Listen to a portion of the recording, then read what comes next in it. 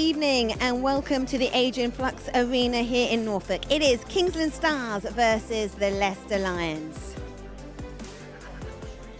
I've got the boys with me, Calvin Tatum and Scotty Nichols. Let's get the Premiership table up straight away because we're only a week away from the playoff fixtures. This is how the standings read currently. It's Sheffield Tigers, Leicester Lions, Belle Vue Aces, Ipswich Witches. But Mr. Tatum, if Leicester Lions win tonight, win again on Thursday, pick up the aggregate point, they could be getting the bragging rights, top of the table, in a very different position to what they were in 12 months ago. Oh, entirely different. It was heartbreak for them, of course, last time around. They kind of threw it away in lots of regard, but this time around they have been in sparkling form. Really have been the team to keep an eye on. We haven't seen them for a long time, in truth, and they started slowly, but right now they're going along very nicely indeed. And I think they're the team that the other three in the playoffs will fear. Yeah, well, we have got the draw for the playoffs. We will be at Vauxhall Stadium on Monday night for Ipswich Witches versus Leicester Lions. It's the first leg of semi-final one.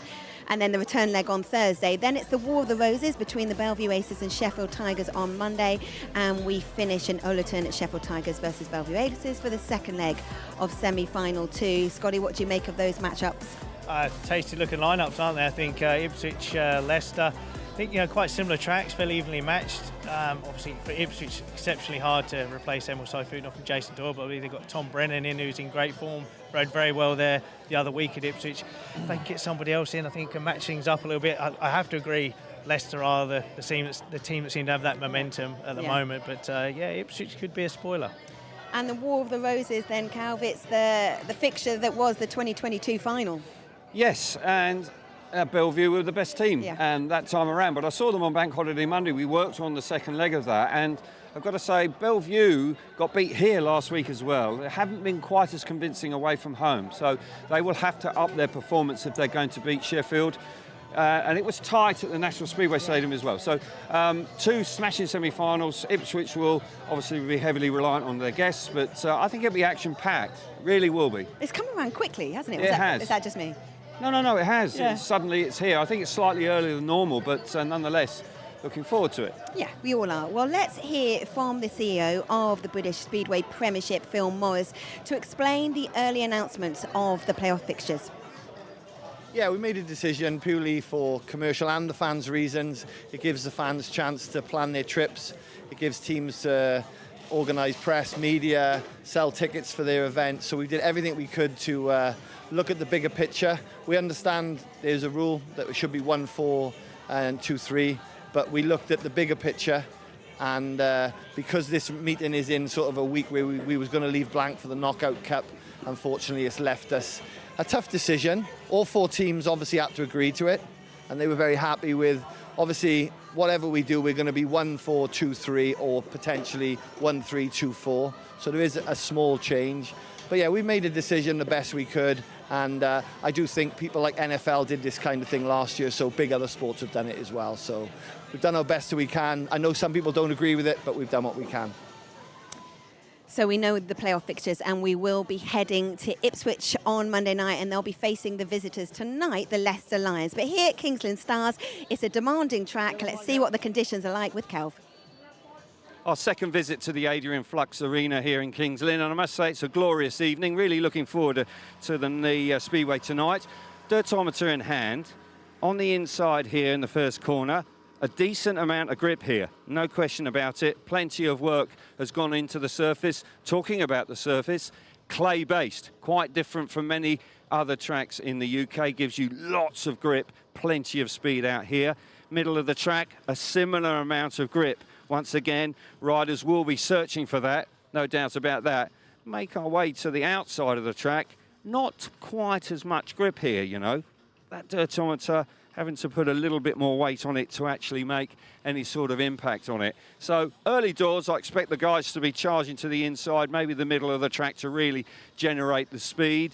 But by and large, I think both teams will be pretty satisfied with the way the track has been set up. Kings Lynn are in good form. They've had a difficult season, but just of late, they've been winning matches, which is good news. But Leicester, they are coming here on a roll, and one of the teams that are highly fancied to go all the way this year in 2024. Brilliant speedway ahead tonight. Can't wait for it. Thanks, that Kelv. It's going to be the coin toss time. I'll come to the home captain, Niels Christian Everson, first. Niels, last home fixture season for you boys, but man, you've hit some form. Yeah, it's been all right, really. But I mean, it's difficult because we haven't really have a full team. So we've been relying on guests, and they've been doing a good job for us as well. So yeah, we're here again today. But I think we're probably against the strongest team in the league right now. I think Leicester has a great side, but no, hopefully we can do the business tonight and win the meeting. That would be good for the team and also for the fans. And is it difficult when you have guests come in for them to kind of slot in and keep that momentum going? Yeah, it is a little bit difficult. Obviously, it's always easier when you have the same boys together every week, and it's also maybe sometimes difficult for the guests to come and adapt to the track straight away. So no, but I mean, Bomber was here last week too, and so was Norwich. So yeah, we're here for doing the business. So there we go. I'll come to Max, Leicester's captain. Max, you boys have kind of got some bragging rights up for grabs if you continue that momentum through from tonight. Yeah, there's still the possibility that we can finish top, but you know, at the moment we've just been on a bit of a roll recently. We just want to keep that up, keep the flow going, and you know, today's another day, and we'll see how we get on. Well, let's see if that roll continues with the coin toss. I'll get you to call when it's in the air. Tails. Max calls tails, and it comes down tails. So what's going to be? You going for choice heat 1 or opt for heat 15? We'll go 1 and 3 in heat 1. Okay, there you go. So Leicester Lions choose gates 1 and 3, heat 1. Back to you, Abby. Scotty, thank you. Well, let's meet tonight's teams. Joining Calvin Tatum in the commentary boxes, Ollie Allen. Yeah, thank you very much, Abby. Yeah, looking forward to this one. Young Max James. Now, he has been around the scene at Leicester for some considerable time. He rides in the National League for them, but this is his debut in the Premiership tonight. So a big moment for young Max James. Sam Hagan is out with an injury he sustained once again yesterday. Craig Cook back in the team, of course, vastly experienced and a very handy man if he hits form down at number 6, Craig Cook. Ryan Douglas. Now, of course, Ryan Douglas, this team really is full of a lot of experience. Ryan Douglas going along nicely this season, really is a top-line performer. And looking forward to seeing the Australian tonight. Luke Becker is my man to watch. He has been in sparkling form. Ollie alongside me. Luke Becker, slow start to the season, but is flying now. Yeah, it took him a little while to settle in at Leicester, but now, like you say, last sort of month of the season, he has been on top form. So looking forward to seeing him tonight. Indeed we are. Next up is Sam Masters, another rider that's in good form as well. All of them are right now, in truth, and Sam Masters, of course, who rode for Wolverhampton last year, was part of a package that came across to the Leicester Lions, and another Australian that's riding as well. Richard Lawson, who had a successful testimonial down at Poole yesterday, and another rider that really is a stalwart of British Speedway, fully deserved his testimonial yesterday. Ever reliable, and of course the top man, Max Frick, back in the Grand Prix, leading the team, doing the business for the Leicester Lions once again this season. He's in top form. The Australian, he captains the team also. So that is the visitors. As I say, they are on a fantastic run of form. Now the home team, Louis Coe, who was signed recently, he comes from this neck of the woods, knows this track like the back of his hand, could be very useful down at number 7, that's for sure. Reserves, of course, can have plenty of rides. Simon Lambert, now he's the first of 3 guests for the King's Lynn Stars. They've been racked with injuries throughout the season, and Simon, who rides for the Scunthorpe in the Championship, is riding very well, so I expect him to do something similar here this evening. Jan Kaveka, a signing this year from the Czech Republic, has settled in nicely. Yeah, fantastic signing for Kings Lynn. Really, probably one of the signings of the season, really, I would say. He's been absolutely fantastic, especially here at the Norfolk Arena. Norik Bradorn, the second of the guests, the young German who rides for the Belle Vue Aces. As you heard in the interview with Scotty Nichols, Niels Christian Everson said he was here last week, and Norik's a busy man, very busy man. He rides all over Europe, and I'm looking forward to seeing him ride tonight. Niels Christian Everson, the experienced captain.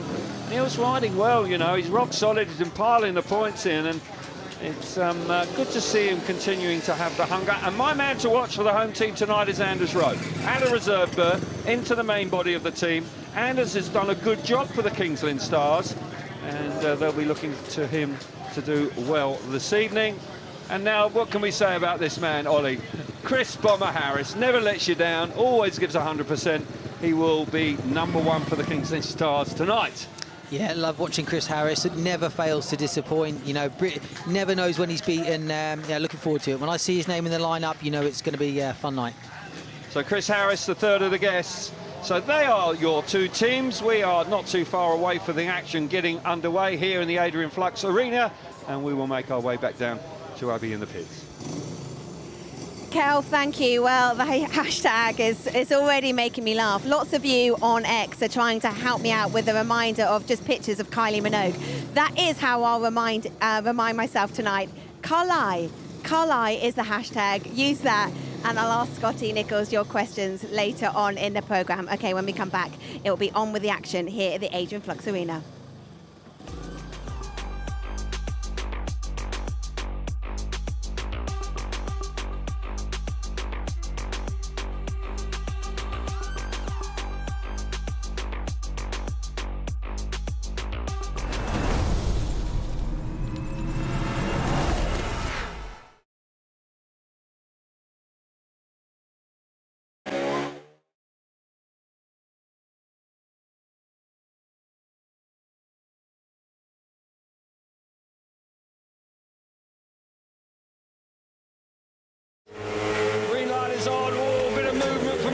Missed the start. Martin Vasilik hasn't. He fires himself to the front. Mikkelson's there, but he's run wide. Round the outside comes Freddie Lindgren. Lambert's up into second place, but Martin Vasilik with a lovely start. Robert Lambert, gotta believe he was feeling the nerves on the start line there with Freddie now coming through into second place. But Martin Vasilik made no mistake at all, and he's away. Yeah, Martin Vasilik riding a safe race, riding around the inside, got the bike hooking up quite nicely. Lindgren riding around the dirt, doing absolutely everything he can. Switches tack now, and Martin Vasilik actually moving out to some dirt mid-track for the first time this race.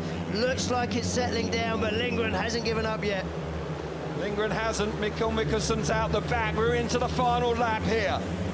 Brilliant stuff from Martin Vasilik off the inside. Freddie working overtime again, charging round the outside. Disappointment for Robert Lambert back in third place. The wait for his maiden victory goes on, but it's a terrific night for Martin Vasilik.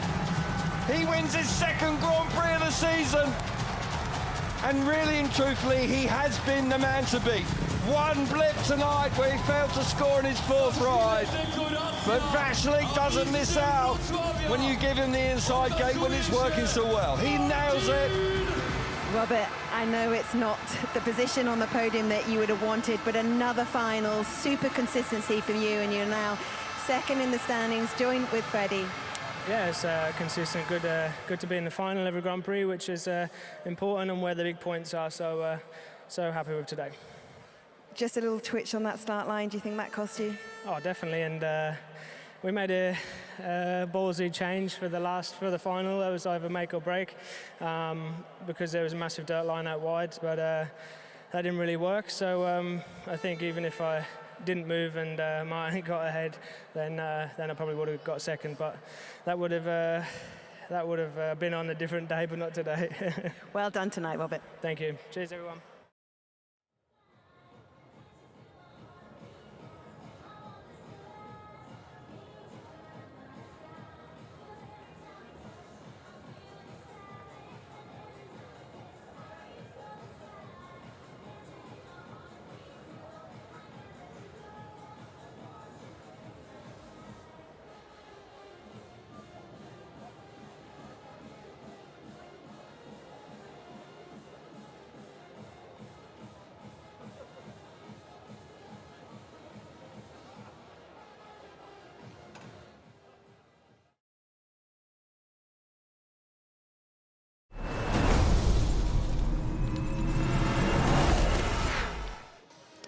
Welcome back to the ROWE Motor Oil British Speedway Premiership.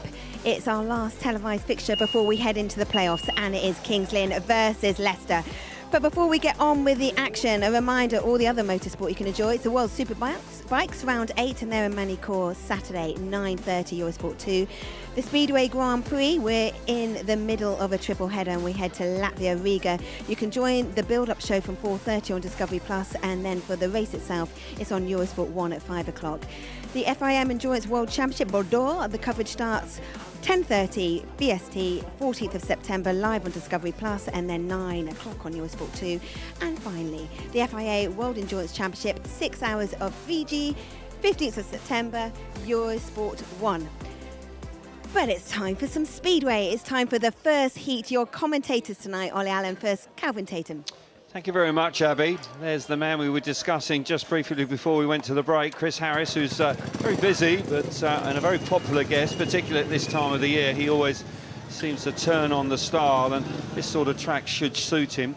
You know, traditionally this track is always renowned for having plenty of grip, Ollie, and I don't think any different tonight. We're on board with Chris, and that'll be great because he's always in the thick of the action, that's for sure. But this is a clay-based track. Tell us a little bit how that changes things for riders. Well, what you get with it with a clay-based track is you get less material. There's less material sort of flying up. However, you get more grip. There's more grip generated on the back tyre. The riders will need more horsepower. It can phase some riders out. The track here at Kings Lynn looks like a billiard table. It looks really smooth, looks lovely, but it will scare some riders. It's grippy, it's hard to get the bike to turn, and it's not for everyone. No, you do need to have confidence here and attack the corners. Beautiful shape. Hasn't changed in 30, 40 years, maybe more. Surface has, and as you rightly say, with this different surface to many other tracks, it is a little, can be a challenge, and you need to have the right frame of mind. But Leicester are in the right frame of mind. Rob Lyon, the home team manager there, keenly looking on. He's had a bit of a smile on his face of late. It's been a tough season for the Kings Lynn Stars. All sorts of problems with injuries, riders withdrawing from the team. But even with patched up teams in the last couple of weeks, they have managed to be a winning team. Line up for heat number 1 then, Richard Lawson off the inside in the yellow helmet colour. Alongside him in blue, Anders Rowe, the rising star, into the main body of the team tonight. Max Frick out of gate number 3 in white, and Chris Harris will go from the outside in the red helmet colour. Good looking line up here. Gates 1 and 3, possibly an advantage early doors. Yeah, they could be. They have been the last couple of weeks on Eurosport for us guys. So yeah, it could be the same here tonight. Indeed it could be. Stuart Dixon, who is the team manager for the Leicester Lions, just says that his team is doing what he expected them to do at this time of year, just wants to keep it going. Can they do the business here this evening? First race of the evening. Oh my goodness, all sorts of movement on the inside there. No surprise at all to see the red lights come on. Our referee Matthew Ware not hesitating there. Rider on gate number 1. I think that was Richard Lawson. Looked like his clutch was dragging quite violently there. Yeah, it's not the sort of track that you'd want any clutch drag. Here we see it again. I'll do another little look at that, but yeah, definitely Lawson was moving on the start. Yeah, I think Lawson was moving, and then Anders Rowe, that caused him to twitch. Yeah, you can see it there. Yeah, Lawson just creeping a little bit. I think that put Anders Rowe off. He's then moved. No one's actually touched the tapes. It should be an all 4 back. So all 4 back.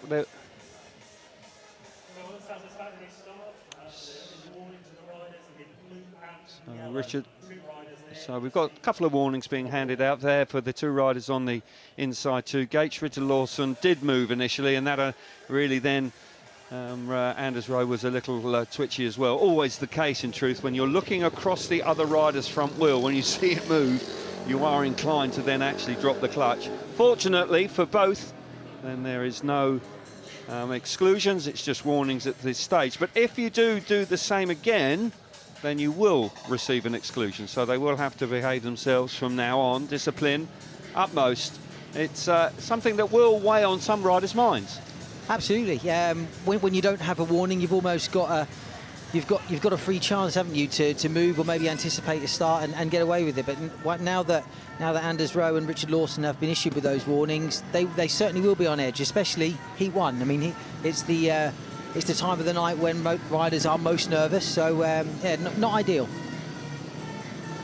Second time of asking for heat number 1. Richard Lawson on the inside in yellow. Anders Rowe alongside him in gate number 2 in blue. Both those riders, you can clearly see, they have warnings against their names. Max Frick out of gate number 3 in white. Chris Harris will go from the outside in red. Max Frick, who's back in the Grand Prix as a replacement for Jason Doyle, started well, but has kind of faded a wee bit, and his chances of making the top 6 and being back in the Grand Prix for next season possibly just beginning to fade away. As I said, Richard Lawson had his testimonial yesterday down at Poole. Right, let's hope that everybody behaves themselves this time. Green light's on, tapes are up, underway into the first turn. They get there. Oh, that's tight there, but the Leicester boys fire themselves to the front. It's Lawson. Frick's got beaten up there coming out of turn number 2. Both the Kings Lynn Stars have got up the inside of Max Frick. Anders Rowe smashing first lap from him, and Chris Harris has come through into third place. But Lawson out in front, controlling things right now. Yeah, great start from Lawson there on gate 1. He commanded the first bend, but excellent first bend from Anders Rowe. The young Englishman come back on the first bend, forced his way up the inside of Max Frick, and looks comfortably second now. Oh, indeed it is. Anders Rowe, who's been in fine form of late, and as a consequence has moved up into the main body. Not always to pick up where you left off when you're down at reserve, but riding strongly here. Chris Harris having a right go back in third place. A shared heat here, and it was looking like a 5-1 momentarily because Max Frick got there from gate number 3, but Richard Lawson holds firm there and comes through and wins the race. As I say, it's a shared heat with the Kings Lynn boys coming through down that back straight early doors to pile in behind Richard Lawson. And Anders Rowe showing good pace in second place as well. A fine ride for him, but even Stevens after the first race. 3 points all.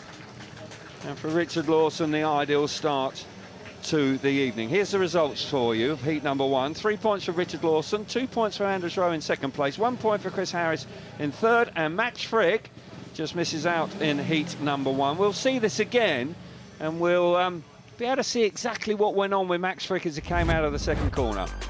Here we are, we're watching Max Frick in white there. He makes a good start from gate 3. Anders Rowe's there with him, but you can see at this point you can see the Leicester riders, they are on a 5-1.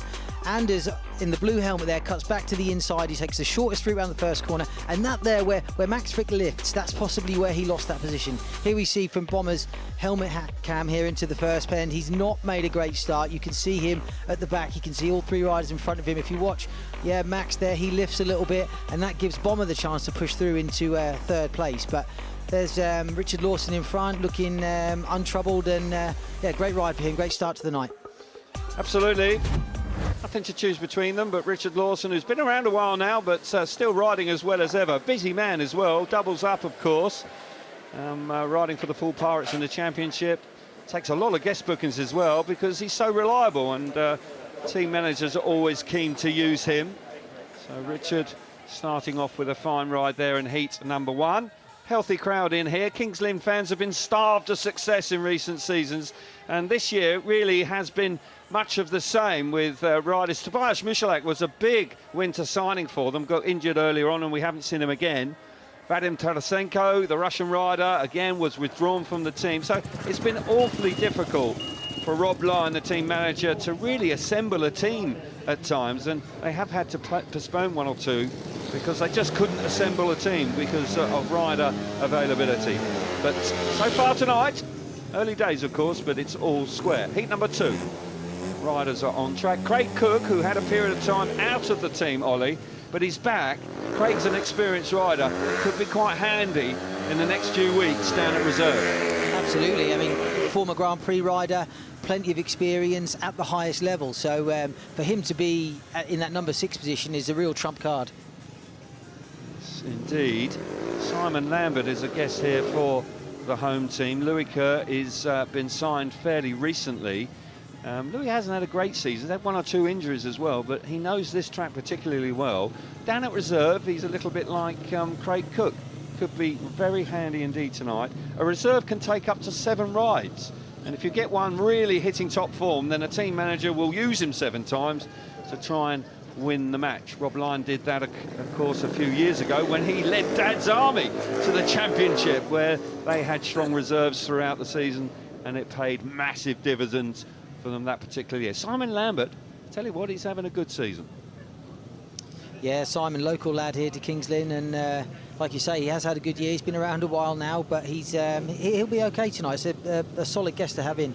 Simon Lambert will go from the inside in the red helmet colour. Craig Cook alongside him in gate number 2 in white. Louis Kerr out of gate number 3 in blue, and Max James, his debut in the Premiership, off the outside in yellow. It's quite a baptism of fire for young Max, because this track is quite challenging, and the outside gate in heat number 2, it doesn't get any easier. debut in the top league on TV, Gate 4. Love it. Yeah, love it. And he's going to win. Let's hope he gets on fine this evening. Our best wishes to Sam Hagan, who is on the injury sidelines once again.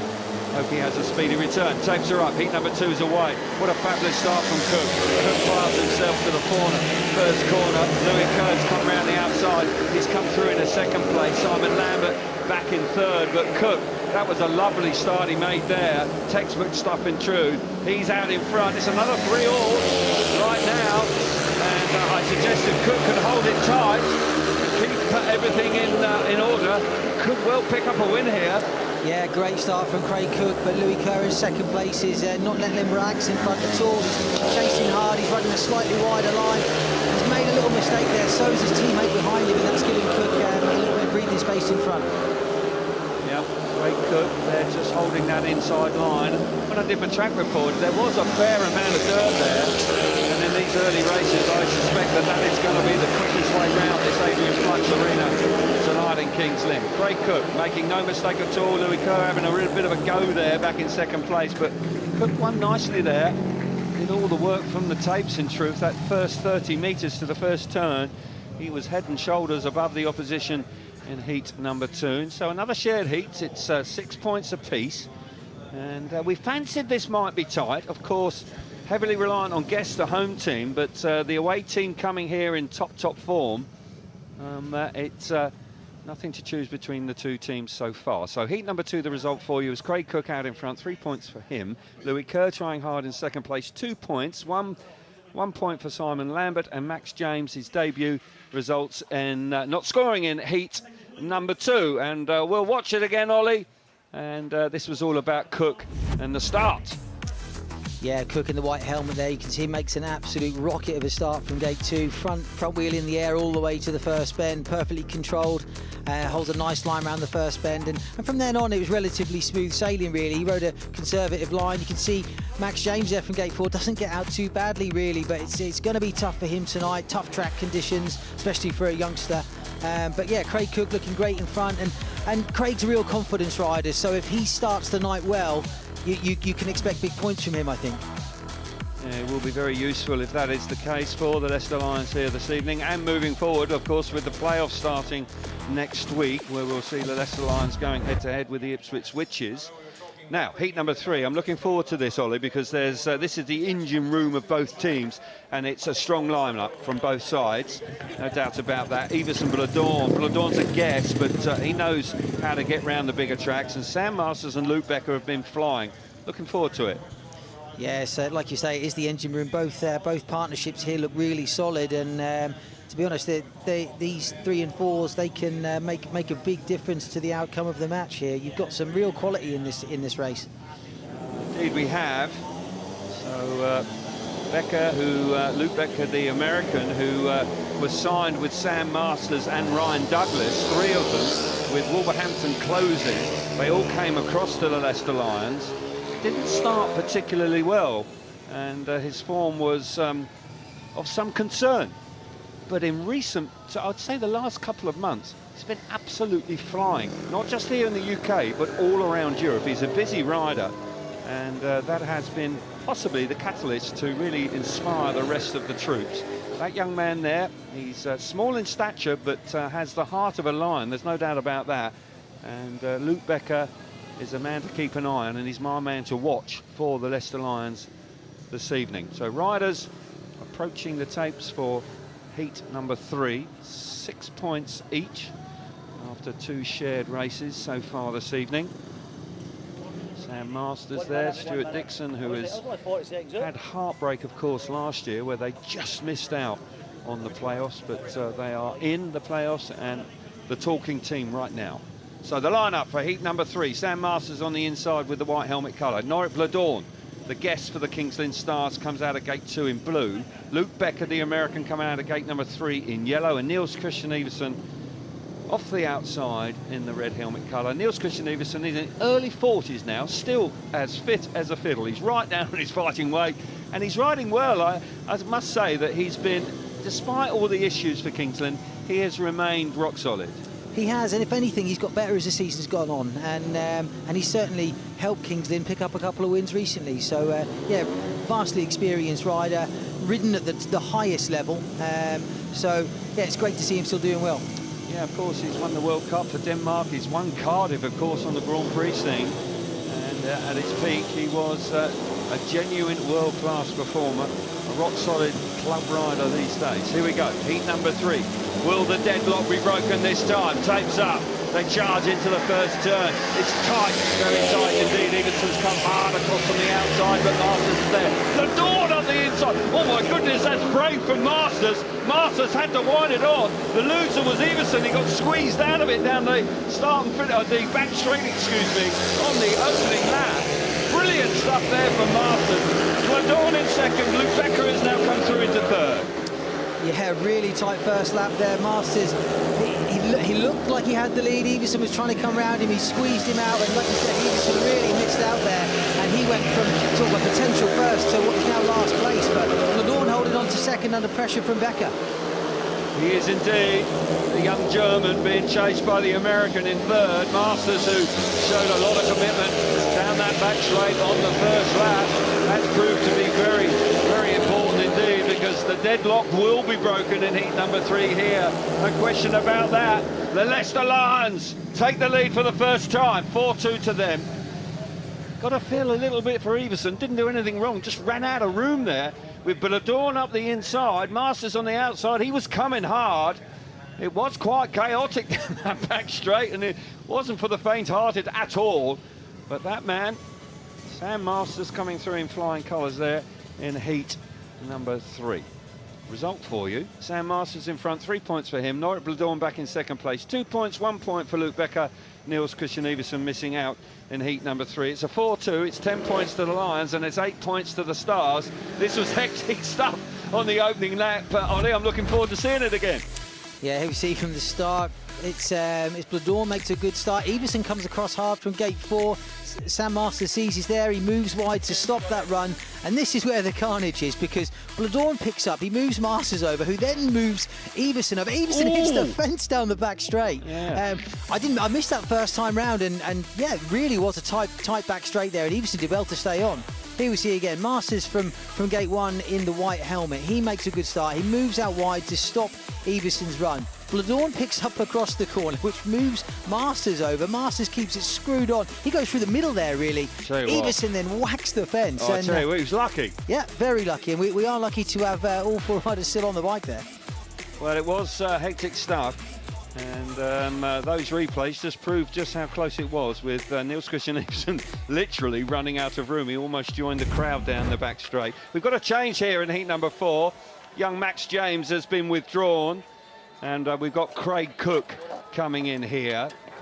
So no real surprise there. Cook, a fine ride in heat number 2, where he won in convincing style. Max James just finding it a little tough. It's tough again on James, because he would have fancied an opportunity to go from gate number 1 this time.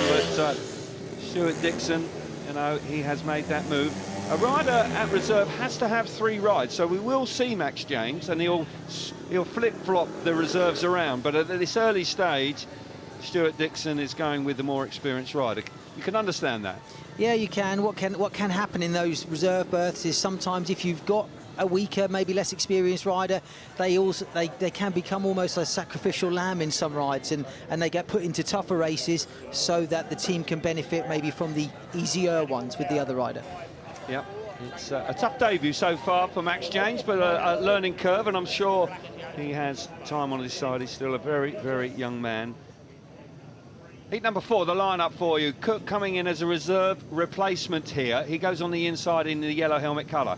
Gate number 2 in blue is Louis Kerr. Gate number 3 in white, Ryan Douglas. We see him for the first time this evening. And Jan Kvek, a mid-season signing from the Czech Republic.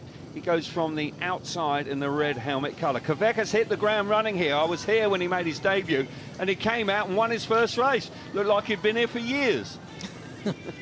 Yeah, he did. Yeah, he's been a really good signing for Kings Lynn, and probably the high point of the season for them, really, or certainly the shining light of the season for them. Yeah, he's only 22, but he looks about 42. I mean, he's obviously had a hard paper round, Jan. But have you checked his passport? Yeah, Do well, we know? I need to see the birth certificate because there's something going on there. But Jan is a nice fellow. I like him a lot. I see him at the Grand Prix as well. It's been a tough season at Grand Prix, but he'll be back. You just know that. And he's been a terrific addition to the Kings Lynn Stars. Here we go then. Heat number 4. 10 points to the Lions, 8 to the Stars. Oh, bit of movement there. Red lights on, yeah. So referee puts the red lights on. It did look like Louis Kerr was a bit impatient there. I don't think he hit the tapes, but it did appear that he jumped a bit early. Yeah, that's how it looks to me. I think rider in blue there, Louis Kerr, now heading back to the pits for a little bit of treatment on his bike. Here we see Louis in blue. If you keep your eyes on him, yeah, there we go. He just switches just before the tapes went up, and that will be a warning for him, and he will be allowed in the rerun. He will indeed. Yeah, clearly moved there, just a little bit impatient. Easily done. Wanted to get away. He knows how important, particularly in the early races here, how important it is to get your nose in front. You can control the race from the front here on this particular surface. Difficult to overtake early doors. As the track evolves, that becomes less of an issue, but no doubt that Louis, and also the clutches take quite a big punishment here. I can actually smell hot clutches in the air. It's certainly been putting plenty of stress on that particular area of the bike. Yeah, because the track is made of that clay material, and like we said earlier, the track is very grippy. It requires the riders to have a lot of revs on the bike at the start, which puts the clutch under a lot of strain. So, you know, the motorcycles are revving really hard. They then drop the clutch, and it causes a lot of strain on those clutches and clutch plates. And like you said, we can smell the hot plates from here. We can indeed. So, riders back at tapes. Heat number 4. So second time of asking for heat number 4. Craig Cook on the inside in yellow. Gate number 2 in blue is Louis Kerr with a warning now. Ryan Douglas out of gate number 3 in white. And Jan Kovac will go from the outside in red. Ryan Douglas, who has had a good season, a little bit like Becker, just took a little bit of time to settle into his new club. But he has now. He's been riding in Sweden as well. He's been riding all over Europe. He's much busier these days. And in truth, he's been piling on the points pretty much wherever he's gone. Rob Lyon will be relatively satisfied with the way the first 3 races have gone. Can't be easy when you've had such a traumatic season to keep your enthusiasm going. Here we go then. Heat number 4, second time of asking. Oh, bit of movement that time on the inside. Will we see no red lights this time? And the Leicester Lions. Wow, this is good news for them. Cook on the inside, made a great start. The Ryan Douglas joins his teammate. He's allowed to come around the outside. Jan Kovac winding it on. Oh, this is good stuff from Kovac. Can he get the better of Cook? He's trying to get round the outside. Will he have to speed down the back straight? Yes, he will.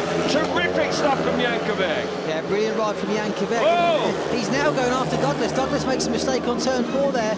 Kovac's, he's not giving up the chase. He's going to hunt him down to the end of the race. Yeah, great first couple of laps there from Jan Kovac. Indeed. 2 races in one here. Jan Kovac now coming up the inside of Ryan Douglas. We've got a lap to go. Jan Kovac forces his way to the front. Douglas is in trouble again. Overlocking there. Jan Kovac just electing to go tight. All sorts of drama going on at the back as well. Could well be a change of position there. Douglas hangs on. Cook just about hangs on. As I say, 2 races in one. Thought for a moment we were going to see a change there. Somebody's got a clutch problem. You can smell it in the air. It could well be Douglas because there's all sorts of smoke coming out of the side of his bike. But Jan Kovac really turning on the style there. Race of the night. Here we see Douglas. He wins relatively comfortably in the end with Kovac coming through in 3rd. And the race for, I think Cook just about hangs on there for 3rd place. And as a consequence, the lead is now 4 points with 14 points to the Leicester Lions and the Kings Lynn Stars on 10. Ryan Douglas, a fine ride there. So the result of heat number 4 for you. Ryan Douglas out in front, 3 points for him. Jan Kovac riding strongly there. 2nd place, 2 points for him. Craig Cook back in 3rd, 1 point. And Louis Kerr missing out in heat number 4. Looking forward to seeing it again, Ollie. This was the best race of the first 4. Yeah, absolutely. Yeah, you can see the track starting to develop a couple more racing lines. See the Leicester boys make a great start from gates 1 and 3 there, and command that first bend. Look, and at this point it looks like a 5-1 to Leicester, but Jankovic's got other ideas. You see him on turn 3 and 4. He goes round the outside of Craig Cook. He doesn't make it stick here. He has to continue on that outside, and this is where the move pays off. He gets round the outside of Craig as they come onto the back straight, and after that, he sets out after Douglas, who was not tidy in front. There's one mistake from Douglas. He does it again a bit later on. Could have been a clutch issue. If the clutch is slipping, it would cause the bike to be a little bit, eventful to ride. But yeah, here we see again Quebec chasing down Douglas in front. Is this where we'll see Douglas make a mistake? Yeah, he picks up a little bit going into the corner, and then yeah, you can see the bike driving across the corner there. One of his better corners, that one actually. But yeah, great race nonetheless. Okay, let's get some reaction now with Abby in the pits. I always mention this during a broadcast, but we've got a TV monitor down in the pits, and after that race, all the riders came round, including Louis, and Louis weren't particularly happy. They didn't actually show it in the replay, but the start.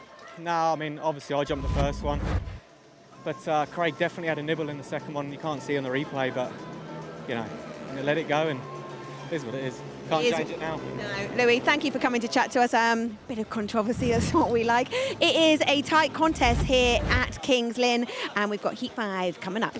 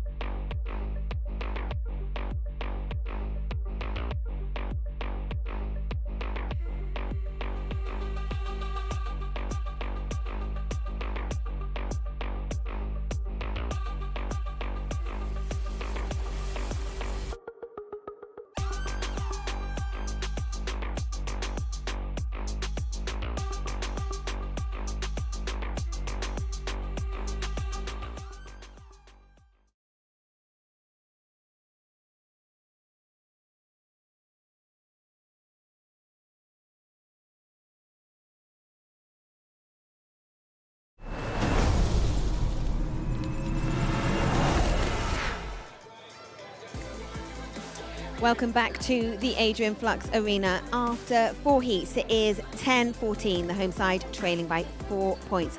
But a tasty meeting so far this evening. Scotty is out on the track. Scotty, what do you got for us? Yeah, it was certainly a tasty heat, that one with Sam Masters, Niels Christian Everson. I'm going to look at the old tractors come along, so I'm going to slide out of the way so I don't get wiped out by the tractor, but I'm not that brave. I'm not as brave as what Sam Masters and Niels Christian Everson were, but I'm going to quickly jump back out here while we come out. So as they come exiting out of that first and second turn, it got really, really tight. Guy on the inside lifted a little bit, but Everson and Sam Masters threads himself through, but Everson, the airbag finishes. You can see the clip right now. They come down this back straight, and he's literally, boom, hit that fence. Now, that fence is solid. That doesn't give any give. The airbags are in the middle of the corner, so that was a super brave move by Niels Christian Everson, or Sam Masters, actually, thread his needle through there. But also, there's a few rocks out here on the track, so if you see the boys kind of all squeeze themselves in and sort of pulling their legs up when they're behind us, because those rocks hurt when you're behind, trust me. I'm sure you boys in commentary can elaborate on that a little bit. Yeah, we can actually. They hurt, and you're absolutely right. And also, it slows you down, doesn't it, Ollie? When it hits you, you can feel the bike actually sort of just slowing down. So staying out of the dirt is really important. Yeah, that's an art in itself, really, and something that you know a lot about with your long track experience. With that roost, Kelvin's nodding his head now, like he wants me to talk more about his long track career, but I'm not going to do it. But yeah, come on. I won a couple of meetings, but yeah. If there's a lot of dirt and it hits the bike or hits the rider, it certainly can. You can feel the engine lose power. You lose speed, and it feels like it pushes you back. Yeah, in Cheasel in 1988, I hit some dirt and they turned the lights out. Anyway, there we go. That was another story indeed. Right, on with the action. More importantly, present day action here in heat number 5. 4 points between the two teams, 14 points to the Lions and 10 to the Stars. A couple of heat advantages to Leicester in the last couple of races. And we've got Max Frick and Richard Lawson. We're focusing on Richard as he rides round to the start. Fine ride in heat number 1 with a nice win there, but he's up against some hard charges here in Everson and Bladorn. So good looking heat here, and Max Frick, who failed to score first time out, will be looking to improve upon that if at all possible, that's for sure. So riders approaching the tapes for heat number 5. Max Frick just doing a little bit of gardening there on the start line, looking to try and get away as best he can from gate number 4. It's been challenging there so far this evening. Everson this time will be hoping for better luck and a little bit more racing room down that back straight on the opening lap, that's for sure. Here we go. Gate number 5, the lineup. Niels Christian Everson on the inside in red. Richard Lawson, gate 2, with a warning in the yellow helmet colour. Gate number 3 in blue is Norbert Bladorn, and Max Frick in white off the outside. As I say, Leicester Lions in top form. A team, that everybody is chatting about and sort of suggesting that potentially they could go all the way this year, but momentum and staying fit is hugely important. But this race here is important for the Stars, isn't it, Ollie? They don't want to see Leicester Lions just keep creeping further and further away. Yeah, it's time for the Kings Lynn boys to stop the rot, really, and try and claw back some points with a heat advantage. They've got a good pairing here in Everson Bladorn, so yeah, certainly possible. Absolutely. So riders coming forward now. You can see how much grip there is on the start line there. Plenty of dirt there. They did do quite a lot of work there late on before the meeting started. Heat number 5. Here we go. Tapes are up. They charge into the first corner. It's close. Everson just about gets there. Frick has done a nice turn back. Come through into second place, with Lawson being relegated to third. Tight between the two boys from Leicester, but Everson this time taking that inside gate, making no mistake at all. Bladorn is at the back, but Everson not too ruffled after that nasty moment he had in his first ride. And look at him go. He is absolutely flying out in front here. Yeah, Everson showing great form here in his second ride. Made a great start from gate 1, moved over everyone on the first bend, and he is clearing off in front. Looks really good. Everson flying away out in front. Unfortunately for the home team, Norbert Bladorn out of the points right now. The 4-point lead will be retained, but for Everson, the Kings Lynn Stars, captain of the team here, doing the captain's role. That's all he can do. And a smashing ride from Everson. That was not only was it a good start, put together 4 immaculate laps there and showed a great turn of speed. But good first corner from Frick from the outside. He was able to turn back and slip up the inside and come through into second place. But for that man, Iversen, showing a great turn of speed there. That was a lovely ride from him. So the result for you is Iversen out in front, 3 points. Max Frick, 2 points for him. Richard Lawson back in third, 1 point, and Norik Bladorn missing out in heat number 5. Fairly uneventful after the first corner, but Iversen, well, that was great. Failed to score first time, slammed against the fence, makes no mistake this time. No, great start there from gate 1. Lawson was there with him, but Iversen knew what he was doing on the first bend. He's moved him out of the way, he's moved wide on the first bend. Like you said, Frick tucks in into second. Here we see Iversen, great start. Look at the bike, the front wheel's barely moving. It's in the air all the way to the first bend. Great clutch control. Iversen knows where he's gone on the first bend. He moves wide onto the apex of the corner, then turns back. He's covered everything there. Frick swift to move into second place, and the Leicester Lions will be happy with the 3-3 there. They both look comfortable in second and third, but Iversen showed great speed out front. He did indeed, and it's the first heat win for the home team, Iversen. And they'll be hoping that that can inspire the team. Rob Lyon will be hoping it will inspire his troops to produce more heat wins here this evening. And the 3-all, 4-point lead. So we've got a change coming here with Craig Cook being replaced this time by Max James. We thought that would be the case. It's confirmed now with Stuart Dixon giving Max James his second ride of the evening. There he is, the youngster coming around for the second time tonight. He's coming out of gate 3 this time. He'll be looking to try and get amongst the points if at all possible. And we've got Chris Harris out here as well, of course, and we're on board with Chris.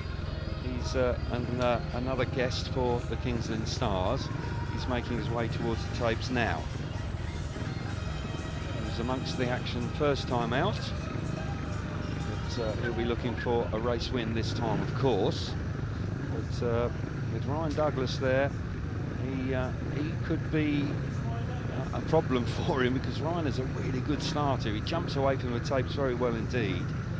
So the lineup for heat number 6 is Ryan Douglas on the inside in the white helmet colour. Alongside him in gate number 2, Chris Harris in red. Max James coming in as the reserve switch here. Gate 3 in yellow, and Anders Rowe, who rode well actually in his first ride. Terrific ride from him. Comes from the outside in the blue helmet colour. Anders Rowe, he got dropped and then got picked up by the Kingsland Stars, and he's done a good job.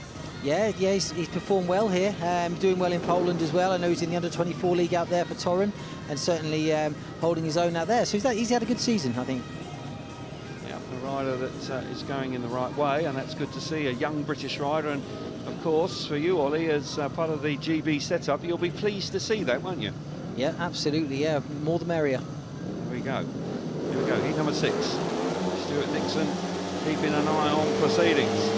Green lights on. So, what a start from Douglas. Fantastic away from the inside.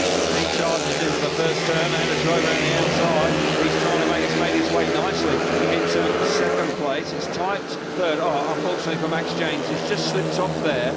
Just couldn't quite hang on to the bike. And that's going to prove to be a problem. Chris Harris was in third. The red lights have come on, with Harris on the inside of Max there. He just got a little unsettled there, a bit uncomfortable for him as he slipped off the bike going into turn number 3. Yeah, it just looks like he's a little bit uncomfortable. Hope he's okay. He's sat up, but he is feeling the effects of that one. Yeah, here you see Chris Harris dives up the inside of Max. He moves out, but takes that racing line away from him, but Max goes down on his own. I think more than anything, I don't think there's any contact. I think Max probably in a few years, a bit more experience, he'll ride one of those out. But yeah, I think a little bit of lack of experience, lack of confidence there, and he let the bike go. But is there an argument at all, playing devil's advocate, is there an argument to suggest that Harris has caused that? You could say that Harris has taken his line, but there is no contact, and the general rule of thumb is the rider in front sort of has right of way, and Harris led into that corner. So I think the right decision is Max to go. He might feel a little bit aggrieved, as he'll feel like Chris rode sort of in front of him, but as Chris had passed him going into the bend, I think he's got every right to sort of ride where he wants. Great to see Max up on his feet now, though, and hopefully just a few cuts and scrapes, and he'll be good for his next ride. It's all learning, but you'll get there. You're okay, though, yeah? So a bit of a baptism of fire for young Max. Just making sure he's A-OK. We saw Phil Morris over there with him as well, just escorting him back. But probably just going through what happened there, but a smile on his face, so no damage done. So we'll see this again. Harris has actually got his nose in front there, coming off turn 2 as well. Yeah, Harris just in front of Max, goes up the inside of him, and yeah, he does move in front of him. He takes the racing line away, but I don't think there's anything too naughty in that. And I think were Max a little bit more experienced, he would look to cut back, or he would ride that out. So yeah, it's all learning for him, and it's good to see him with a smile on his face walking back to the pits. Yeah, from that angle from the inside, it actually looked slightly different, didn't it? And in truth, it's just slightly unfortunate for Max James. So he will be out of the rerun here, and it will be just the 3 riders coming back to tapes for heat number 6. Well, it's a rite of passage to get bombed by Bomber, so he can Very good. He can tick that one off the list now and move on. Were you thinking about that on the drive here, were you? Yesterday I came up with that. Yeah. All right, you've done your homework. Well done. Brilliant stuff. Okay, so young Max James, he's going to make his way back. We will see him again, of course, and let's keep our fingers crossed that he can get amongst the points next time out. But riders will be reappearing now for the restart of heat number 6. Ryan Douglas, who was away very well indeed, and he'll be hoping to replicate that this time. Anders Rowe, you can't mess around with Anders, because I think if he gets his nose in front, then he will be quick. He'll be quick enough to win the race. Yeah, I agree with that. Yeah, I think he was almost there that time from gate 4, and like you say, if he gets fresh air, I think he'll clear off. So taking the shortcut back to the start line, not going all the way round. That's Chris Harris with our onboard camera for this evening.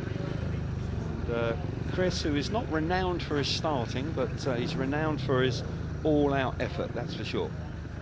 Line up for heat number 6, second time of asking. Ryan Douglas off the inside in white, Chris Harris gate number 2 in red. No rider in gate number 3, and Anders Rowe will go from the outside in the blue helmet colour. He's got a warning, so he'll have to sit still, but nonetheless he'll be looking. With no rider on gate number 3, he will have a little bit more racing room here. He'll have a bit more options. He hasn't got that rider there to concern himself with, so could be an opportunity for the Kings Lynn Stars here to try and get a heat advantage. Here we go then, second time. Tapes up, away they go. Douglas has made a lovely start on the inside. He fires himself to the front. Harris is up the inside. Here comes Rowe. Rowe piling it on. Not quite enough speed there. Had to just back out of it momentarily as they went into turn number 3. Douglas again, the fast starting Ryan Douglas hits the front. Here we're on board now with Chris Harris charging round the outside. Harris now coming through in a second place. Can he do anything about Douglas in front? He certainly won't give up until the end. He's moved round his teammate into second. He's riding a slightly wider line than Douglas. He's moved wide on turn 1 and 2 there. Douglas moved wide to stop him, and Harris is continuing the chase. He moves deep into turn 3, out into that dirt. Is he going to get around? Yes, he is. Bomber's done him around the outside. What a move from Chris Harris. That's what he's all about. He had to get past his teammate, and then he's taken care of Ryan Douglas. What a ride from Chris Harris. Ryan Douglas away sharpest from the tapes, but Chris Harris, that's why people love him. The fans love him. That never say die attitude coming through in flying colours. Absolutely superb stuff from Chris Harris. We were on board with him as well. We had the best of both worlds there, that's for sure. And Chris Harris comes up with a terrific ride in heat number 6. And the Kings Lynn Stars close the gap to just the 2 points, 17 points to 19. Terrific stuff from Chris Harris. And with Anders Rowe back in 3rd place, a 4-2 to the home team. Ryan Douglas will be a touch frustrated there, but Harris wasn't for stopping, that's for sure. Harris out in front, 3 points for him. Ryan Douglas back in 2nd place, 2 points.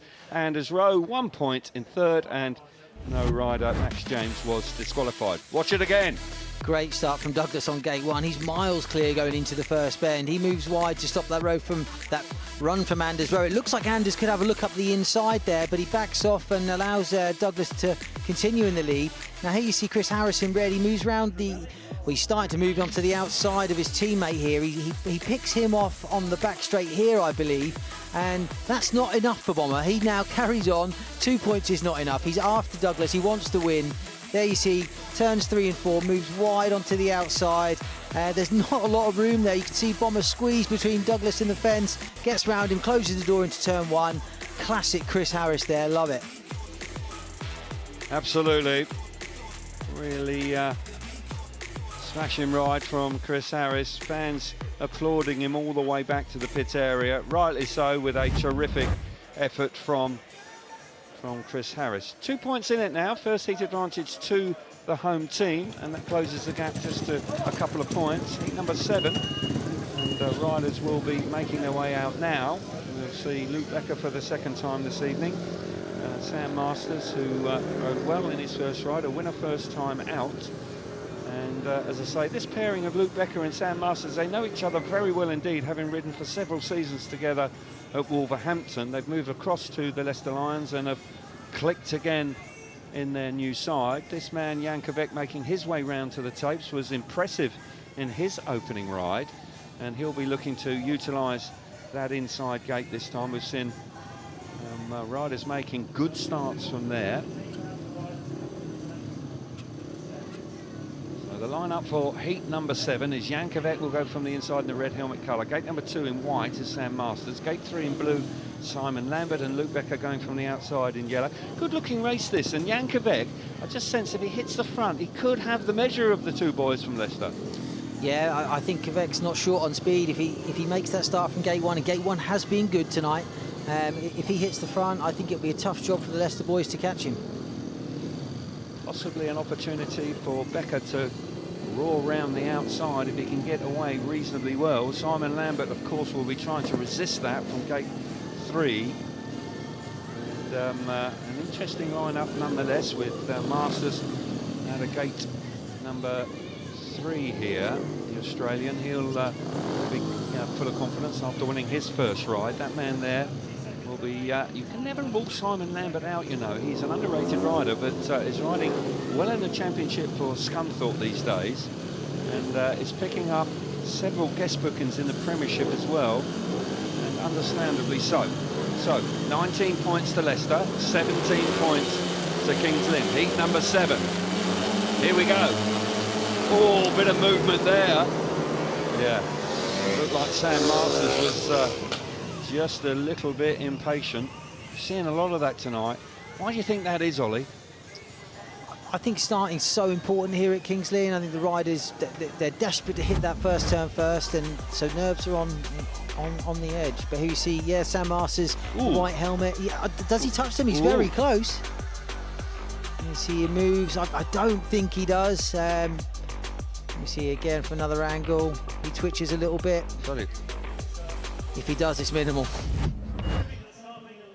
Yeah, well, a warning to Sam Masters there. It does appear that he didn't touch the tapes. It must have been, well, it was very close indeed, but nonetheless, Sam Masters just being reassured there by Stuart Dixon that he is back in the rerun. But I get what you're meaning there. It is very important for riders to get away well here. It isn't easy to overtake here. You've got to have some extra speed, haven't you? You've got to. We saw that with Harris in the previous race, where he was able to generate that big speed, and you've got to be really brave as well, because even though it looked like in real time fairly straightforward, when we saw the replays of it, it was close, wasn't it? Yeah, there's not a great deal of room to pass people here, so you do have to be brave. And the most important thing is you have to be confident, because the track is grippy, the bikes are pulling hard into the corner, so you need to be confident. And Chris Harris was full of confidence there, and showed it can be done.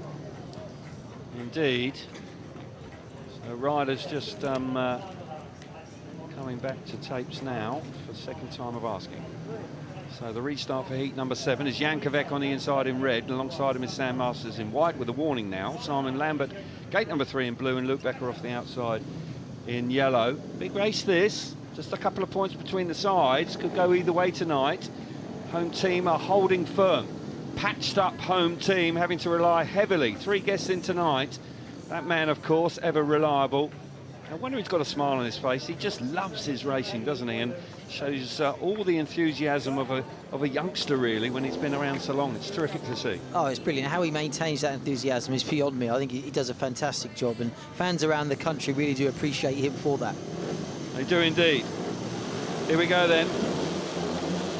Heat number 7. Green light is on, tapes up. They get roaring into the first corner. They fire themselves. Quebec has got there.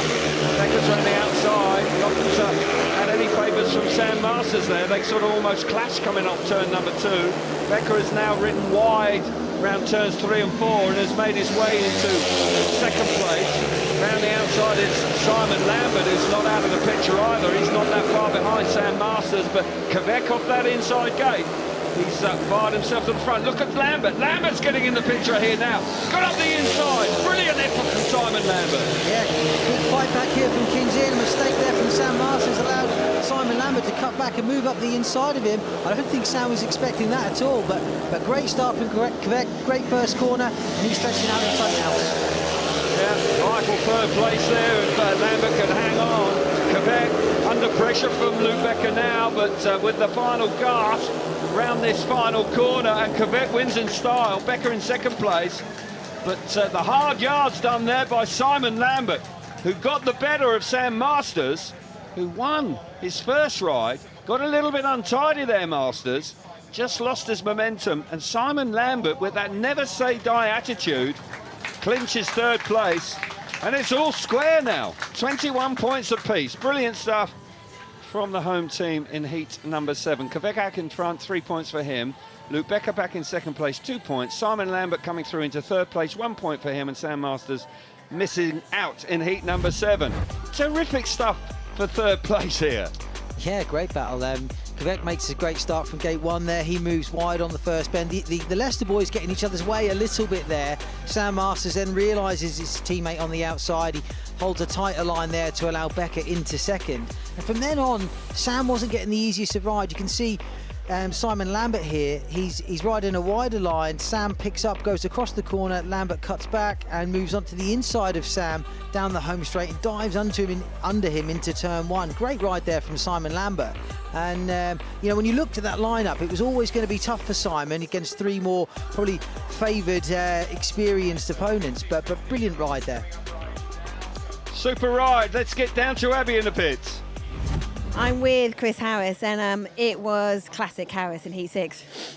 Yeah, no, I didn't make the best of starts as usual, but no, the bike was working good then. It was just had to get past Anders quite quick so I could have a go at Dougie. So we managed to ride the high line and it went well. This isn't my saying. I'll give the plaudits to Ollie Allen, and he was thinking about it for a while. But for poor Max James, baptism of fire tonight. But a rite of passage, apparently, to be bombed by Bomber. Well, so everyone says they've not been bombed unless they've been bombed by me, I guess. So, but no, it was it was unlucky for the young lad. So much passion, so much motivation. Harris, such a brilliant guest. Thanks, Chris. Right, I've only said it once and I've already been corrected. The pronunciation, Clylie, apparently. Clylie is the hashtag, and I was corrected by Scott Nichols, no less, who I'm going to ask the question to if you use that hashtag. Okay, it's a tight encounter here, and we'll be back with Heat 8 after this.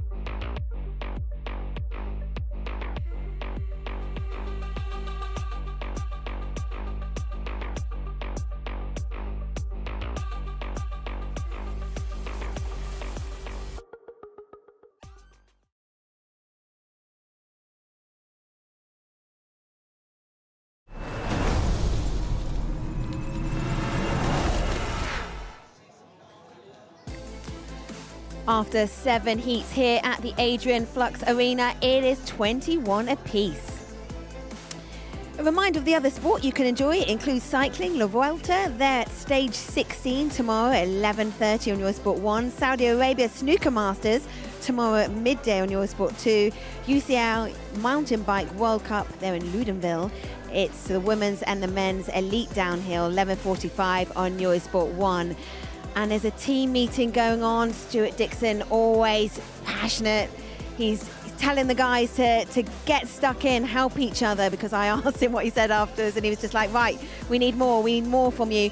Actually giving the encouragement to young Max James as well, telling him to believe in himself and he can absolutely do it. Usual Stuart Dixon information. Right, let's hear from Scott Nichols. He's on the start line.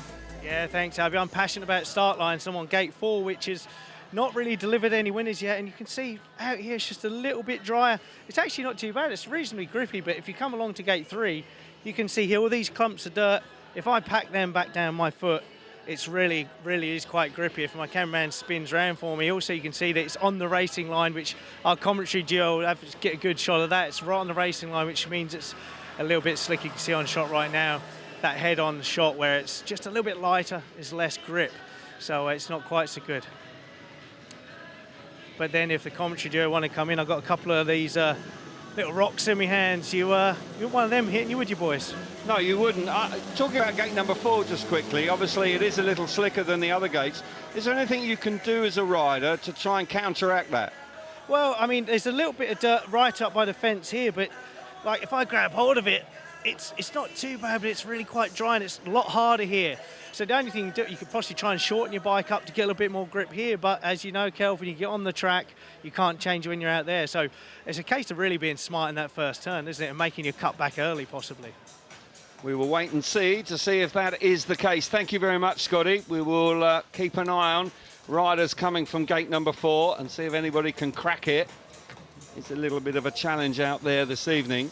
Riders just waiting patiently for the track grading to be completed while we wait for heat number 8. We're approaching the midway point of this meeting. Nothing to choose between these two teams. And you've got to give a lot of credit to the home team, because when you've got a team like Leicester Lions turning up and the form they're in, a patched up team, 3 guests, I mean, they are holding firm, Ollie, and you've got to believe that there's a bit of character, a bit of resolve in this team to finish well and give the fans something to shout about. Absolutely, and it's been a tough few years for Kings Lynn. They've struggled. They've not had strong teams and good league finishes the last few years. So it's good to see. Like, I'm a local guy, and it's nice to see a bit of positivity about the team and how they've performed the last month or so. Well, they raced against Belle Vue and Sheffield in consecutive nights last week and won both times. And both those two teams, Sheffield and Belle Vue, have been going along very nicely. So just shows you the sort of form that Kings Lynn have hit. Touch frustrating in some ways, because if only they could have started this sort of form a little earlier. You've got to reflect on the beginning of the season. Before the season started, Ollie, they had a really good-looking 1-7. And if they could have stayed fit and gelled, I fancied them for the top 4. Yeah, I did too. I looked at that team and I was really pleased to see that Kings Lynn had built a strong side, and I think the general feeling amongst the fans here was they were excited about the season too, and losing Mizalak was massive, such a huge blow to them, and then Tarasenko followed, and it's really, I think, credit to Rob Lyons to sort of rally the troops and get in the right guests and lift the spirits, really. Thrown the towel in. Of course, Nikolai Klint was signed. He was released by Oxford, and Nikolai Klint, the Danish rider, was signed. Was going along quite nicely there, but unfortunately broke his neck, and he hasn't been able to return. So it really has been. And Patrick Wodjulu, who's the young Polish rider that rides here as well, recently injured on the continent as well. It really has been a tough season for the Kings Lynn Stars. We're focusing on young Max James making his way round to the start. Let's hope he can get amongst the points here in heat number 8. It would be a big boost for him. Stuart Dixon encouraging his troops to give a little bit more. He wants to win here tonight. Heat number 8, the lineup for you. Louis Kerr on the inside in the blue helmet colour. Gate number 2 in yellow is Max James.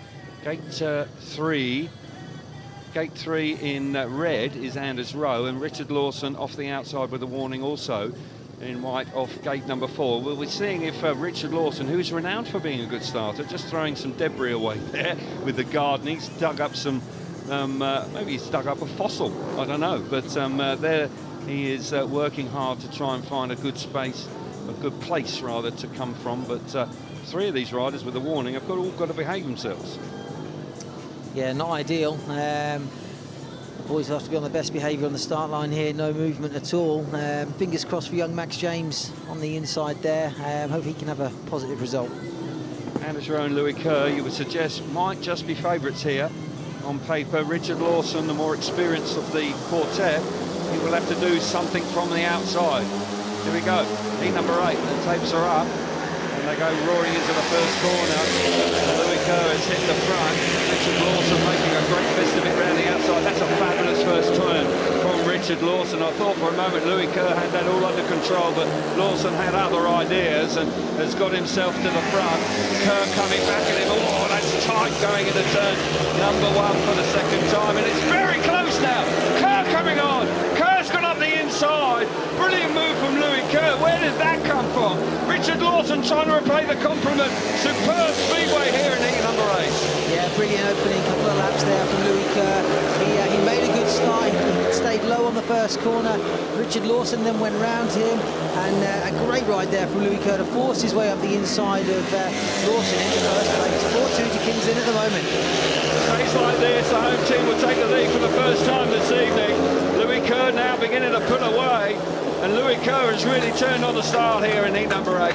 It had a disappointing evening so far, Louis Kerr, just a couple of points to his name, but that was a vital win in heat number 8, and he did it in some style. Richard Lawson with a superb first corner, but Louis Kerr, he fired himself up the inside there and found himself back out in front. Brilliant speedway there, and as I say, with that heat advantage to the King's Lynn Stars, they take the lead. They slip 4 points behind, and they've overturned that now, and they move on to 25 points to 23. Louis Kerr out in front, 3 points for him. Second place, Richard Lawson, 2 points. Anders Rowe back in third, 1 point for him, and Max James misses out in heat number 8. This is a smashing speedway race, Ollie. It is, yeah, and slightly unexpected. I didn't think Louis would do that from second position, but great start there from Louis on gate 2. He stays tight on the first corner. You can see him go right around the inside, has a look over his shoulder, and I wonder whether maybe he thought it was Anders Rowe on the first bend, but Lawson swoops around the outside of him to take the lead, and here you see Louis just forces his way up the inside of Richard Lawson. If we see it again, you'll see Lawson lifts just at the wrong time. Here we see Louis tried the corner before to get up the inside, and now we see, there you see that, Lawson picks up a little bit. He then has to turn to avoid hitting the fence, and Louis Kerr squeezes up the inside. Great ride from Kerr. I'd be really pleased with that. Rightly so. That was a lovely ride from Louis Kerr, and as I say, this home team are not throwing the towel in at all. They could have done it when they went 4 points down at heat number 5, but subsequently they've had 3 4-2s, and they have been in the ascendancy, and at the midway point they have a slender lead of 2 points over the Leicester Lions. Plenty of racing to come. This is a good league match, strong league match, and there's no doubt that the Leicester Lions are being tested here. Norik Bledorn, the German rider whose parent club is the Belle Vue Aces, he's in as a guest here. Didn't score last time, but Norik is a sound rider. I'm sure he's going to bounce back this time. So riders up at tapes for heat number 9. Just sense that the home team have got some momentum here. They have really turned on the style in the last 3 races. Line up for heat number 9. Norik Bledorn on the inside with the blue helmet colour on. Gate number 2 in white is Ryan Douglas. Niels Christian Iversen out of gate number 3 in red, and Craig Cook will go from the outside in the yellow helmet colour. Iversen was a terrific winner last time out. Failed to score, of course, where we saw those replays of him being squeezed up against the fence, but then came out all guns blazing, and his second ride looked really impressive in truth. And right here, you've got to say Bledorn and Iversen, with Ryan Douglas being overtaken last time by Harris, this is another opportunity for the home team to stretch that lead. Absolutely, and you'd have to say gate 1 probably looks favourite at the moment, so Bledorn on gate 1 I want to make that count, and Cook might find it tough from gate 4. It did look slick when Scotty was out there compared to the others. Yes, it did. And when I did my track report, I was actually in the middle of turns 1 and 2, and right on the fence, there wasn't a tremendous amount of grip there, but I like the way the track's been prepared. It's evolving. It's a little bit old school in that regard, and the racing is improving the longer the night goes on. So, home team just with their noses in front now. They'll be looking to maintain that at the very least here in heat number 19. Can Douglas and Cook do anything about the Kings Lynn Stars? Here we go then. Green lights on, tapes are up, we're underway. Look at that from Douglas. Douglas is absolutely fabulous away from the tape. He's got out of gate number 2, he's got himself to the front. The Dawn's on the inside, Everson's come hard charging around the outside. He's leg trailing around the outside of his teammate there, now chopping back to the inside. Douglas is going to have to ride hard here, really hard, because Everson's got pace in that motorbike and he's charging hard in second place. Another brilliant start from Douglas. I don't think he's missed one yet, but Everson swiftly into second place. He looks like he's got more speed than Douglas. Douglas is going to have to be on guard for the rest of this race. Everson now moves to the inside, doesn't gain any ground. Douglas stretches his lead now. Yeah, he has. He's got a bit of breathing space. No mistakes this time from Douglas, who is pulling away out in front. And Craig Cook is at the back. Like a shared race right now with Ryan Douglas. Clearly maybe made a few tweaks to the setup, because that is a smashing ride. Not only was he jet propelled away from the tapes, he was like a rocket ship when he was going around the track as well. Super ride from Ryan Douglas, and he'll be feeling very pleased about that. Maybe that team chat from Stuart Dixon is beginning to pay some dividends. It's still a 3-all with the Kings Lynn Stars retaining their lead with a 3-all there. Heat number 9, Ryan Douglas out in front, 3 points for him. Niels Christian Everson, 2 points in second place, 1 point for Norit Bladorn in third, and Craig Cook misses out in heat number 9. This is all about Ryan Douglas. In truth, it was all over by the time they got to the first corner. His bike is like a rocket from the tapes. Yeah, bike rider in sync there. Great start from gate 2 again from Douglas. He's a bike length clear. Fantastic start. And like you said earlier on, he now looks like he's got more speed. It's either maybe he's made some changes, maybe he feels more confident on the track, but he settled down and he just stretched his lead really. And Everson's a hard man to beat round here. He's proved he's fast tonight, and yeah, and Douglas looked untroubled in front. Great start, great ride. Indeed it was. Riders now just preparing themselves for heat number 10, where we'll see Chris Harris again. Harris, of course, involved in the race of the night so far, when he came from third to first, actually getting the better of Ryan Douglas in heat number 6. But Ryan Douglas clearly frustrated about that, comes out all guns blazing in heat number 9. 28 points to 26. This is a proper league match here. Premiership Speedway at its finest here in the Adrian Flux Arena tonight, that's for sure. Good conditions, pleasant evening. We're enjoying it. Hope you are at home as well. Just a few moments here. Anders Rowe just under a little bit of pressure here to get round to the tapes in time. Big race this. Sam Masters and Luke Becker, well, they'll be looking to try and bounce back here, Ollie, because they had that 4-point lead and now they're a couple of points behind. Nothing in it, of course, but with Masters and Becker, you've got to believe that they'll be looking to get an advantage if they can. Yeah, it's a solid partnership for the Leicester boys here, but with Anders Rowe on gate 1, you know, he started quite well. His pace looks good. If he can make it from gate 1, he'll certainly cause the Leicester boys some problems, and great to see Chris Harris out there again. Line up for heat number 10 is Anders Rowe on the inside in blue, Luke Becker out of gate number 2 in yellow. Becker hasn't won a race so far. Be a timely win this time. Gate number 3 in red is Chris Harrison. Off the outside in white is Sam Masters. Masters, who just lost his way a little bit last time and failed to score. Will he be able to get amongst the points this time? We did see Max Frick a little earlier on where he made a really good turn back from gate number 4. You can see he's struggling to find a place that he's really comfortable with or he really fancies. That gate number 4, not quite as grippy as the other 3 here this evening. Harris, gate number 3, hunched over the handlebars, almost got his nose on the front mudguard there. Here we go then, heat number 10. Good looking lineup here, on board with Chris Harris. Tapes up, clutches out, charge into the first corner. It's the home team again. Here we go, Anders Rowe off the inside. Going to be joined by Chris Harris down the back straight. Anders Rowe not really aware that Harris was coming. He is now, because Harris has fired himself to the front. Rowe back in second place. Looks like it's Sam Masters running wide again in that first turn. What a race this is. 5-1 on the cards for the home team. Yeah, the comeback continues. So they're going to stretch their lead now, Kings Lynn. Great start from Anders Rowe on gate 1. Allowed his teammate just about to squeeze around him on the first lap. Harris is cleared off in front. And Anders Rowe in second place is doing a fantastic job of holding back Sam Masters. And Masters trying that outside line. He's switched back now. He's got pace there into the final lap here. Chris Harris is a country mile out in front. He's got the 3 points. And Anders Rowe's got a bit of breathing space now as they run into that final corner on the last lap. Look at that from Harris. That is impressive indeed. He wins comfortably. And a massive 5-1. And all of a sudden, this meeting has a completely different complexion now. 33 points to 27. A 6-point lead to the Kings Lynn Stars.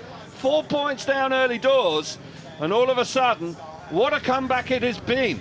This is great stuff. They were sharp away from the tapes, gates 1 and 3 working a treat, and that man just really destroying the opposition there. He's had 2 fabulous wins in his last 2 outings. How about that? Oh, brilliant ride for Chris Harris. So much speed in his bike and confidence in himself, and yeah, vintage Chris Harris there.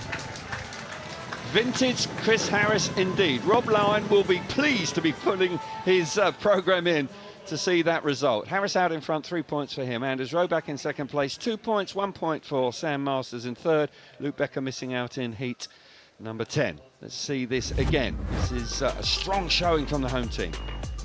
Yeah, great start there from Anders Rowe. I mean, you can't even see Becker going into the first bender. His start's so good, and Anders Rowe nearly makes a mistake there. He doesn't realise Chris Harris is coming around the outside of him, and he has to back off at the last minute to allow his teammate round. Here we see on the helmet cam from Chris Harris again. He's there with his teammate. He's in second place, and now if you're Chris Harris, you're thinking, look, Anders, you know, I'm there.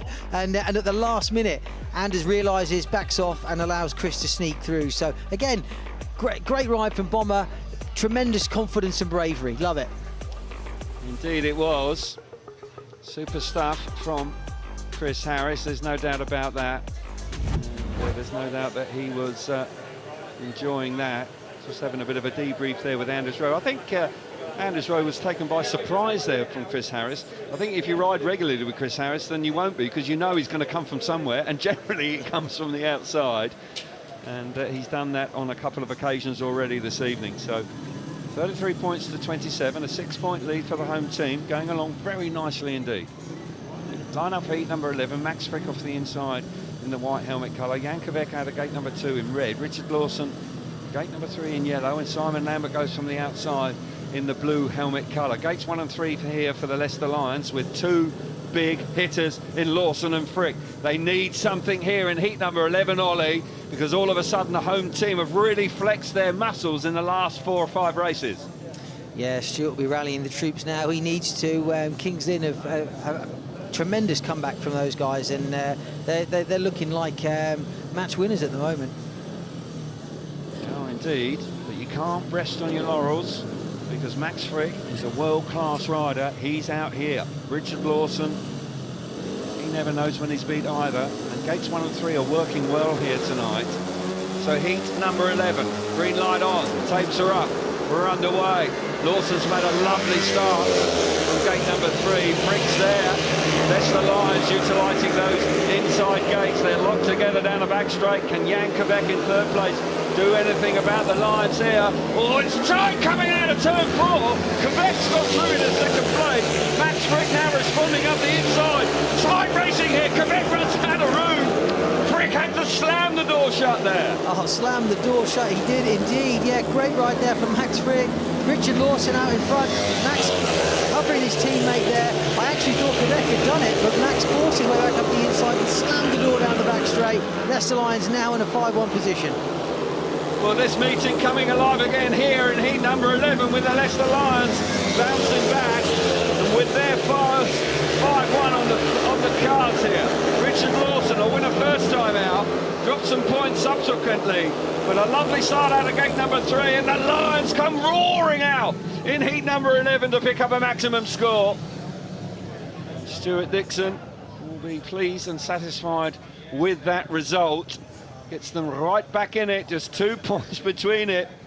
This is good stuff. This is terrific league speedway here in Kings Lynn this evening, that's for sure. Great racing conditions. Riders really coming good when they had to. The visitors were under a lot of pressure there, and they produced the goods. Lawson out in front, 3 points for him. Max Frick back in second place. Good ride from Frick. Had to put himself about there for a while. Jan Kovac back in third place, 1 point, and Simon Lambert misses out in heat number 11. Good stuff this, and that was a strong ride by Frick. He really had to block that move from Kovac. He was under a lot of pressure. Yeah, great team riding there from the Leicester boys. Here you see from the start, the Leicester guys are out of the start best. It's Frick on the inside. He looks for his teammate Lawson. He allows him to come round, but by doing so, he becomes vulnerable on the inside. Kovac moves onto that faster line on the outside. You see Max try and slam the door shut there, but at this point, Kovac's through. Kovac now runs a little bit wide. Max goes across turn 1 and 2, and this time he makes sure there is no room down that alleyway. And then from then on, it's 5-1 to the Leicester boys. Great ride from those two. Indeed it was. Smashing speedway here tonight in Kings Lynn. Super stuff. Just 2 points between the two sides. Let's get down to Abbey.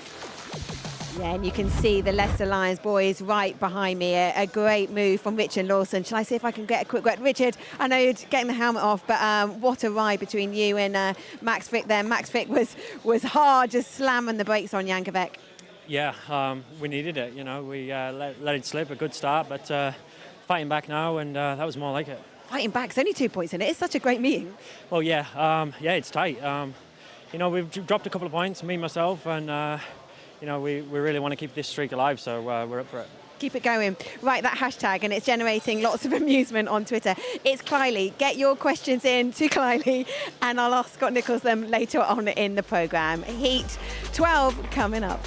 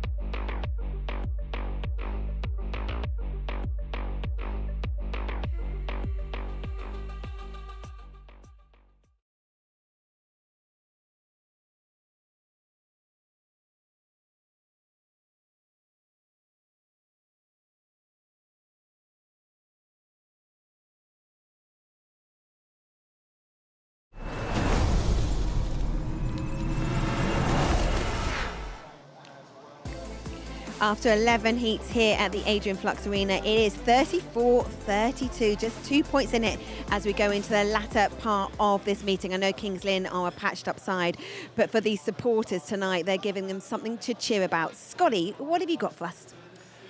Thanks, Abby. Well, I got a little bit of a mid-meeting review of Kel's men to watch. We're going to focus on Anders Rowe. He's actually rode superbly well. Started off with a decent ride, a little bit of a blip, but then that 5-1 he got with Chris Harris, we can see right now, heat 11 here. Does fantastic well to hold off Sam Masters, and Kel's other man to watch, Luke Becker, is at the back, and Sam Masters all over the back of Anders here, but he can't quite get him. And if you watch Sam Masters when he comes in the corner, he's a tall lad, and those legs kind of get in the way a little bit. We can see him there, he's just struggling a little bit. It's grippy here, it throws your leg back a little bit, but that's taking nothing away from Anders. Rides a fantastic race there, obviously clearly knows the Kings Lynn track, likes the track, and rides fantastically well. So he's done brilliantly well here to hold those boys. I'm actually going to see if I can have a quick word with him. He's actually talking to the guy got the 5-1 with there. I'm just going to break the chat a little bit, boys. Anders, we just had a little look at your 5-1 with Bomber there. Did he catch you by surprise a little bit there in the back straight? Yeah, you know, I sort of come off the inside and I heard someone there, and I didn't want to give too much. Kind of knew it was going to be, really. Yeah, I knew it would be Bomber, so I wanted to give enough room, and yeah, it caught me a bit by surprise, so I moved over and let Bomber go, and then just followed him home, really.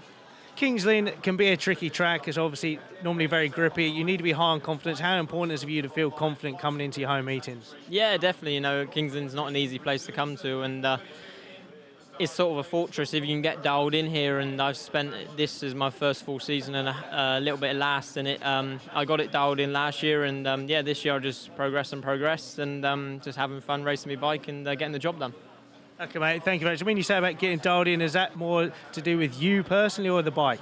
Me and the bike, really. It's sort of, you got to ride Kings Lynn a bit different to some other tracks, and especially the starts as well. You got a bit of a different start technique where they're really grippy. So yeah, 50-50 and just working hard on it.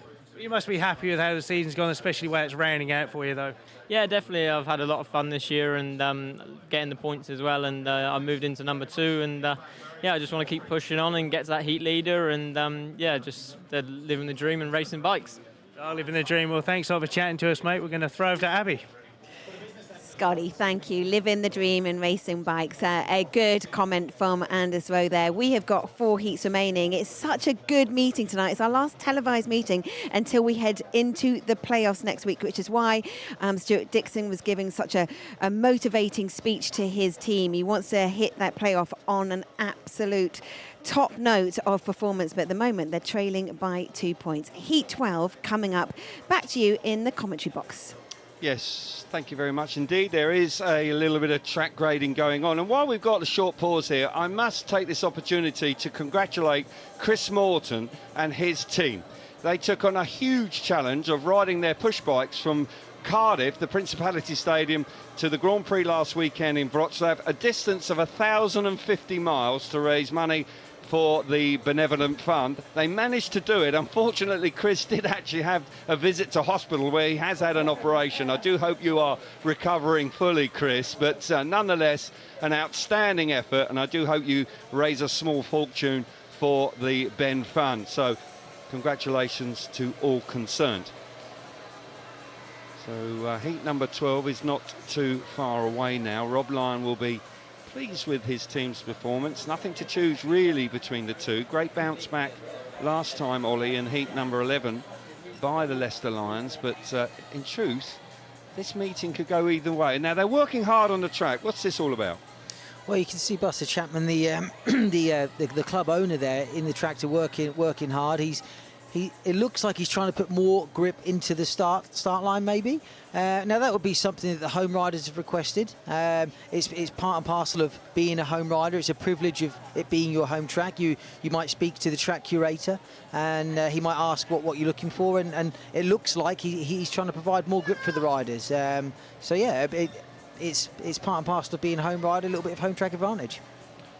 Yeah, just refreshing the start line there. Keith, who has been the promoter here and owner of the club for some considerable time now, very good at preparing tracks as well. Keith has been around a long time, has held all sorts of jobs in Speedway, and good to see him still very much involved here at his home club. good-looking track. The track has actually behaved extremely well this evening. This surface has behaved itself tonight, but it does require a lot of work. They run stock cars here, and they have to relay the track every single week. It really is quite work-intensive, so well done to all concerned tonight.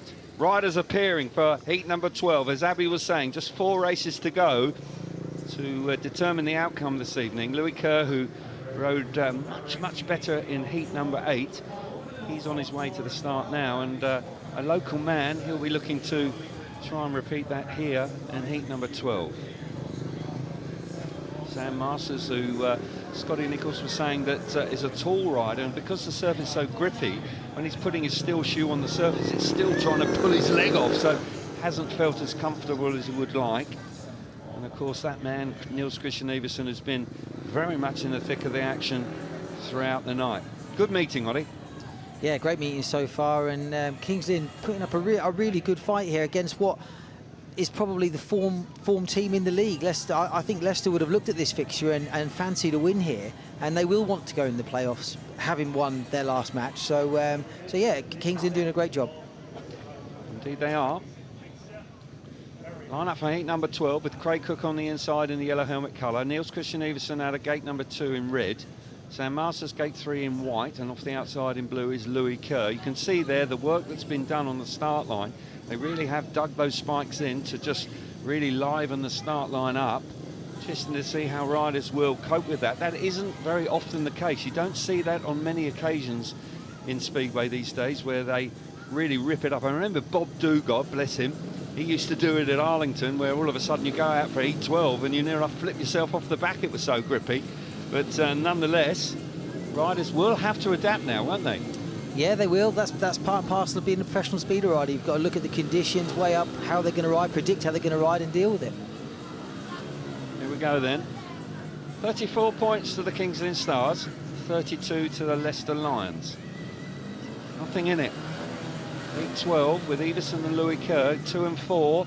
Can 1 and 3 work well here for Masters and Cook? They'll be hoping so. Tense night of Speedway here. Which way is it going to go? Heat number 12. Green light about to come on. Here we go. Oh my goodness, what a start that was. No red light. I thought Cook was going to get there, but Iversen has taken advantage of Cook lifting towards the first turn. Got to say that's tight for 3rd and 4th, with Cook now going to the back. Oh, leg trailing there, right around the outside. Kerr's got himself in trouble there and has slipped to the back. But Iversen's out in front now, Cook's in trouble. That's allowed Louis Kerr to come through. Cook's got some sort of mechanical issue there, must have. And Iversen, meanwhile, is out in front. Yeah, brilliant first lap of speed there from Iversen to get around the outside and into the lead. Definite mechanical issues there for Craig Cook at the back. I think I can smell his clutch, or someone's clutch is burning there. I think that's the problem. But Sam Masters now looking comfortable in 2nd place. Niels Christian Iversen pushing on out in front. He stretched his lead. Sam Masters fairly comfortable there in 2nd place, but the end result of this is it's going to be another heat advantage to the home team. And they will have a 4-point lead if it stays like this. Iversen doing the job for his team tonight. Crowd are on their feet. They appreciate the effort that the captain's putting in tonight. And Louis Kerr, they're taking advantage of the issues that Craig Cook had. I would suggest he had a clutch burn out there and just lost all drives. Clearly had problems. I thought Louis Kerr was going off into a different county there on the first lap, but he managed to hang on to it. But a 4-2, 38 points to 34. And after a strong start by the visitors here this evening, the patched-up team, Kings Lynn, with 3 guests in, have battled their way right back in it. Iversen out in front, 3 points for him. Sam Masters back in 2nd place, 2 points. Louis Kerr back in 3rd, 1 point for him. And Craig Cook suffering some issues there, failing to score in heat number 12. The end result, a 4-point lead to the home team. Fantastic reaction there from gate 1 from Craig Cook. It looked like he made the start, but the bike continued to lift on the way to the first corner. Iversen pulls clear, and from then on he stretches the lead. Here you see Louis Kerr dives in on the outside into turn 3, picks up across the corner, almost goes for a hot dog on turn 4, but manages to stay on the track. And there you see Craig Cook with the bike issues. To be fair, he was on the clutch all the way to the first bend. That could have been the issue. Quite possibly could have been. Now heat 13, always a big race, and tonight is no different. And It's going to be, or could be, a pivotal moment in the outcome of this league match here tonight in Kings Lynn. We've got Chris Harris coming in here, guesting for the Kings Lynn Stars. Jan Kvek, of course, who's ridden pretty well tonight. Max Frick improving the longer the night's gone on after a disappointing opening ride. Max has had a second place and a paid win last time out. So heat 13, very, very important, but the home team have got gates 1 and 3 here, and that could be an advantage. Has been throughout the evening so far, there's no doubt about that. That man in the yellow helmet colour, Ryan Douglas, is off the outside. So, heat number 13, the lineup for you. Chris Harris on the inside in red, Max Frick, gate number 2 in white. Jan Kvek out of gate 3 in blue, and Ryan Douglas from the outside. And you know, now Ryan Douglas has been making starts for fun. He's been absolutely electric away from the tapes. If anybody can make a start from gate number 4, you fancy it could just be Ryan Douglas. And that would be a first tonight. It would be, but to be fair, gate 4 looks better than it did before the track work. So he's got a chance, I think. And but Chris Harris, gate 1, can he make the most of it? He'll certainly hope so. Yep, I hope he misses it because he's always electric to watch. But I hope he hasn't heard that, because he'll be keen to get to the front and get some fresh air. But he is so entertaining to watch when he's in the traffic, and tonight has been no different there. As I say, this could be a decisive moment. If the home team can get an advantage here with gates 1 and 3, they will edge very close to winning the night, that's for sure. Can the Leicester Lions? They've done it once before, a little earlier on in heat number 11, where Frick and Lawson got a 5-1. Can they do it here in heat number 13? Big moment in this meeting tonight. Heat number 13, green light is on, tapes are up. Frick's made a lovely start, elbow to elbow with Chris Harris, but Kvek's come around the outside of him, and that's a crucial move, because with Kvek out in front and the 2 boys from the Leicester Lions packing in for second and third, it's a 3-all right now. Harris is at the back. Harris now coming up the inside, charges up the inside of Ryan Douglas. Douglas trying to repay the compliment, he can't quite get there, and Harris is at it again. Yeah, great ride there from Chris Harris. He was at the back, he dives up the inside of Douglas into third. Jan Kvek leading the race, he's coming under pressure now from Max Frick as he moves up the inside of the back straight. Kvek holds on. Kvek out in front, but he's under a lot of pressure from Max Frick. Kvek winding it on with a lap to go now. Another 4-2. This is good news for the home team. Frick has ridden his heart out in second place, but he can't quite get to the man from the Czech Republic, Jan Kvek. And that move earlier on from Chris Harris, decisive. The home team on the march. It won't be denied right now. They're edging closer to another heat, another victory here at home. Won 2 home meetings last week, still shoe off, didn't slow him down any. And Jan Kvek wins a big heat 13. That's a terrific ride from a man in his debut season in Britain. Brilliant stuff from Jan Kvek, and a 42-point lead, 42 points to 36. That is a very handy lead with just 2 races to come. 3 more points and they will be there. The victory will be theirs. Heat number 13, the result for you. Jan Kvek with a stunning ride, 3 points out in front, 2 points for Max Frick. Chris Harris, as ever, charging through the traffic. He picks up 1 point, and unfortunately for Ryan Douglas, he failed to finish. Another smashing race in heat number 13.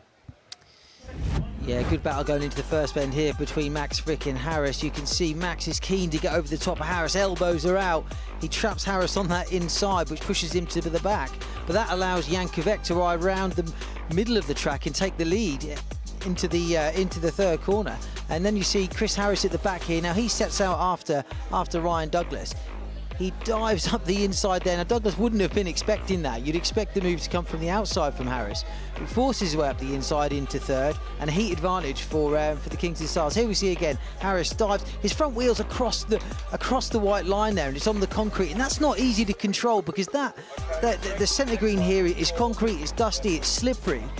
So great bike control there from Chris Harris to force his way up the inside. Not an easy move there. And there's Jan Kvek looking stylish in front. Indeed he was. Handy win for him. We are hearing there's going to be a change, a tactical substitute coming up here for the Leicester Lions with Max Frick coming in. Right, let's get some reactions. Scotty's down there in the pits for us. Yeah, thanks, Kelvin. With the Leicester team manager Stuart Dixon, the Kings Lynn boys push hard tonight. You're in tactical territory. Yep, they've done very well. I expected a tough meeting. I did say that in the lead up to the meeting. We find ourselves 6 behind, and I'll bring in Max Frick for Max James to see if we can get a heat advantage here, see if we can take it to heat 15. That's the plan. Yeah, definitely so. Kings obviously only need those few points. You've got to kind of stem that tide now. Yep, they have, and fair play to Kings Lynn. They've gave it to us. We have not quite had the answers tonight as we had the last time we were here. We just need to see if we can get something out of this heat to try and keep the tie alive, getting it heat 15. We need a 5-1, simple as that. Luke Becker and Max Frick, I'm sure they'll be doing their best. I'm sure they'll do the best for you. Thanks for chatting to us. Back to you guys in commentary. Thank you, Scott. Yeah, it's the move he pretty much had to make if he wants to hang on to any opportunities of grabbing the points here tonight. Chris Harris there just giving a little bit of information to Norrick Bladorn, who has struggled for points a little bit tonight. Young Norrick, he's just got 3 points from his 3 outings so far. I am hearing that also Louis Kerr is going to come in here as well. He'll replace Simon Lambert, so 2 changes for you in heat number 14. But with Luke Becker, who actually tonight hasn't been producing the form we've seen from him in recent weeks. But no better time for him to try and get his nose in front from the inside gate. This is a massive moment. Can they bounce back and keep this meeting alive? Louis Kerr has ridden well tonight. Norrick Bladorn, not quite as well. But Becker and Max Frick, a power-packed pair here for the Leicester Lions, Ollie. Big race. It is indeed, and they're off the favoured gate, so the Leicester boys will fancy their chances here. But good tactical move by Rob Lyon to bring Louis Kerr in, I think, to cover that tactical substitute. Louis looked good. He's a trapper, so he might be able to do something there from gate 2. Line up for you for heat number 14. Is Luke Becker off the inside in the white helmet colour. Louis Kerr coming in here. He will come out of gate number 2 in blue. Max Frick is the tax sub. He comes out of gate number 3 in yellow. And Norrick Bladorn, the guest, the 3rd guest for the Kings Lynn Stars, off the outside in the red helmet colour. Got to say, on paper, you've got to favour the Leicester Lions. They are a quality lineup here. And as I say, their backs are against the wall now. 42 points to 36. They really need a 5-1 to keep this alive. And if they can, then we're going to go to a last heat decide. Stuart Dixon making that change. He'll be keeping his fingers crossed that it proves to be a fruitful one here in heat number 14. Frick just taking his time off the bike, just packing that dirt in, trying to get as much grip away from the start as he possibly can and get his nose in front. Christian Everson there. I'm sure we'll see him in heat 15. He's ridden well. Rob Lyon. Tense moments this. Home team have done remarkably well to get to this stage. 3 points here. And it will be theirs. The night will be theirs. Here we go. Away we go. Frick's made a lovely start out of gate number 3. Becker's there alongside him. Frick's gone wide. Oh, this is a response from the Lions. They've used those inside gates and they've powered away. Kerr's tailed off in 3rd place with Bladorn out the back, but on paper they look stronger, and in practice it's proving to be so. Frick and Becker doing the business for the Lions. Yeah, just in time to try and call this match back. Great start from the Leicester boys. Brilliant start from Max Frick on gate 3, and keeping riding on the first bend, and the Leicester boys look comfortably in front now. No, the Kings and lads have got no answer to them. Becker and Frick doing the business now. Sure, we could see Frick possibly again in heat 15. He'll have 2 on the spin. But Becker for the first time also looking much better here. And you've got to say they are a class apart. And what a moment this is for the Leicester Lions, showing great strength and depth there, you've got to say. Getting the better of the home team, picking up the maximum score. And in truth, that was what it was all about. That's what they required. If they want to have half a chance going into the final race tonight. Great stuff. Exciting stuff. It looked like the Kings Lynn Stars were going to be able to do it after heat number 13. But heat number 14 goes the way of the Leicester Lions. Max Frick 3 points for him out in front. Second place for Luke Becker. Third place is for Louis Kerr, and Norik Bladorn failing to score in heat number 4. In fourth place there, in heat 14 rather. 2 points in it, 1 race to go. Here we see the Leicester boys from gates 1 and 3 make a brilliant start. Becker, for the first time, gets fresh air. His teammate joins him on the first bend, Max Frick. He allows him around the outside on the first bend. Textbook team riding from those two on the first lap. And to be the best those boys have looked all evening. So I think you can expect to see Max in heat 15, and I'm sure he'll be looking forward to it. Indeed, this is a close affair. 1 race to go. It's going to go down to the final race this evening. Let's get down to Abby. It really is a close affair. Now, I've been asking you to pose your questions to Scott Nicholls using the hashtag Clyley. You have been forthcoming with your questions, and I'm going to ask Scott them on Discovery Plus during this break. When we come back, we'll have the manager's pick. Heat 15 coming up.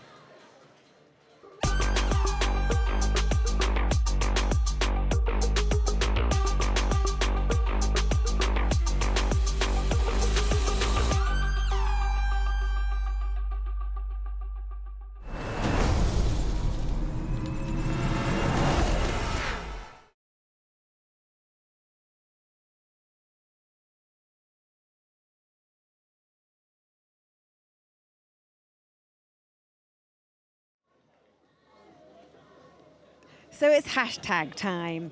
I'm going to start with a very cheeky one. Scott doesn't know this question. It's from Stuart Bell.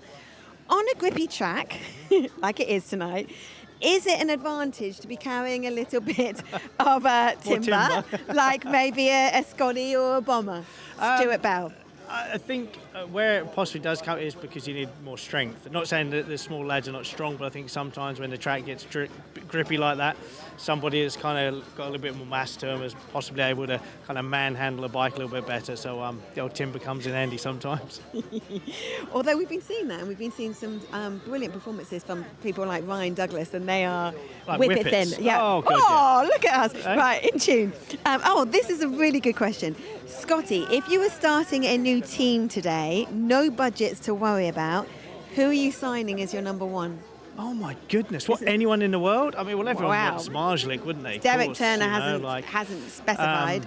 I don't know. I mean, it'd be great to see some of the GP boys here. Wouldn't it? I mean, I think everybody would love to see Smarslik or somebody like that. But yeah, I mean, God, I don't know. That's a real good question. It is a good one, isn't it? I have no idea about setting the team up, but Smarslik. I mean, Freddie's already back here, isn't he? But you're number 1. Smarslik, would you go to Smarslik? I think Smarslik he'd be a top choice for number 1, wouldn't he, to see him back here? Yeah. Would riders do anything different in the playoffs? New engines, equipment, or will you just stay with what you know now? I think it's an adage of if it's not broken, don't fix it. I think sometimes in the past, and even now, some people, when it comes to that situation, even team managers then start to maybe do things differently, and it's like, no, what's work's got you here, so keep it the same. For me, I think just keep it the same. There's going to be the added pressure there, so it's almost try and use that pressure to elevate you a little bit more, but try and keep the same flow. And that's why, like we've been saying it tonight with Leicester, you want to be just winning, don't you, in this last week before you go into playoffs, so that just for the team, but for each individual as well. Definitely. Okay, last question. Right. Because we were Bank Holiday Monday at Belle Vue, is an advantage with the playoffs being in the evening, track conditions, different carb setups? I think it can throw you during the day. Yeah, definitely like carburation because the air and the atmosphere is different, but also tracks are much harder to maintain the grip during the day, so you often see them kind of overwatered and then they go really dry, hard and slick. So, yeah, definitely. Good answer. Thank you. Very good hashtag questioning and answering. Clyley. Okay, we've got Heat 15 coming up and the pick with their team managers, which Scotty will conduct.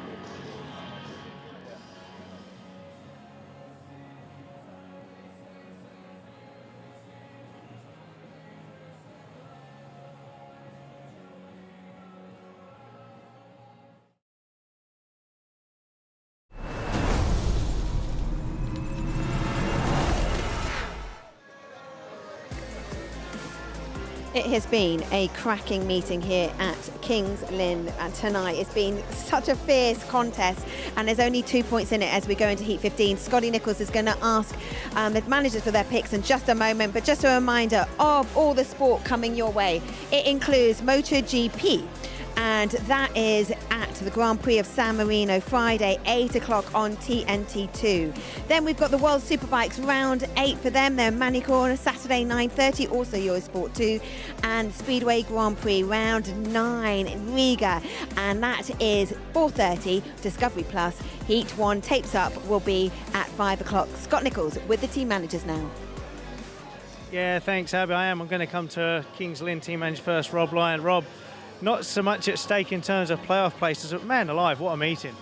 Yeah, great. We've had that for the last 4 or 5 meetings here, Scott. It's been great, you know, good for the fans and a great send-off, really, whatever happens in 15. But, yeah, I really sincerely hope the boys can pull it off in this one. They deserve it, really, for what we've been through this year. You have, and I know it's hard. We said bringing different riders in, and you've kind of got a bit of a patched-up team, but how frustrating is it that you had such a strong-looking outfit at the start of the season to have not made the playoffs and to be in the situation you're in now? It is frustrating. I mean, it happens to some teams most years, I think, but it is frustrating. There's nothing you can do about it. As you know, it's a difficult one, but we've just got to battle on with what we've got. And like I say, last few meetings, it's been tremendous, really, to be honest. So hopefully we can just, you know, finish it off in 15 here. Well, let's see if you can you give us what gate positions you're going to go for and what riders in that Heat 15, please? We'll take 1 and 3, and we'll have the 2 guys that have been the mainstays of the team this year and really held the team together, to be honest, the last half of the season. So it'll be Niels Christian Everson in red off gate 1 and Jan Kvek in blue off gate 3.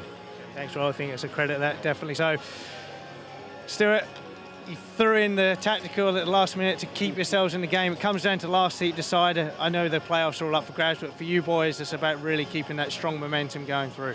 Yeah, we've gave ourselves a chance, as you say, after the tactical worked in Heat 14. It was quite an obvious call. Wasn't my most difficult one to make. It now gives us a chance in Heat 15, which I said to you, that's what we're trying to do, run it to the last race. I wasn't surprised Kings Lynn took gates 1 and 3. We've now got 2 and 4. But well, you had to start early on, so it's the way it is. But I think my riders can still do it. You know, I don't have any problems with it. They didn't seem too upset. We're going to go with Richard Lawson off of gate 2 and Max Frick off of gate 4. And they know the jobs. They know the job they've got to do. Simple as. Well, we know it's up for grabs. So best of luck, boys. Heat 15, and back to you, boys. Yeah, thanks very much, Scotty.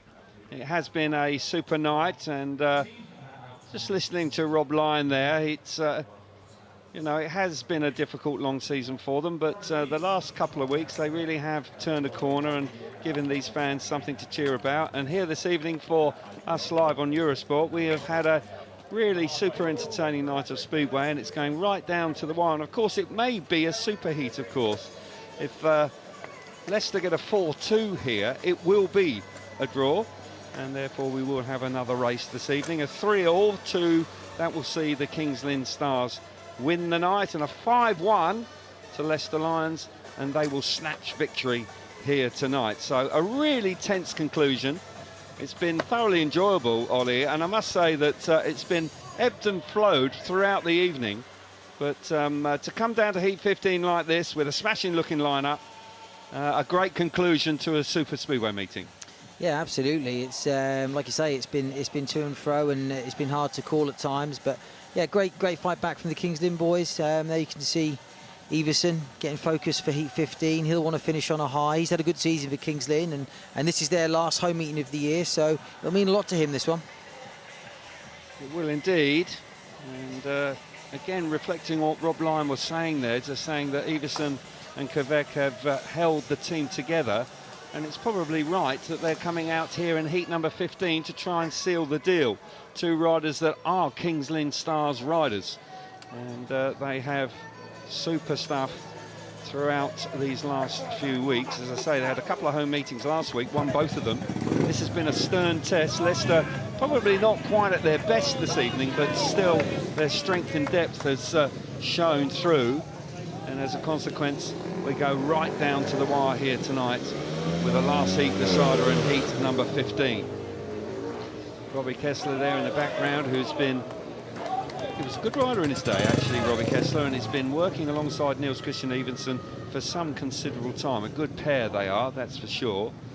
So gates 1 and 3 here for the home team and 2 and 4 for the visitors.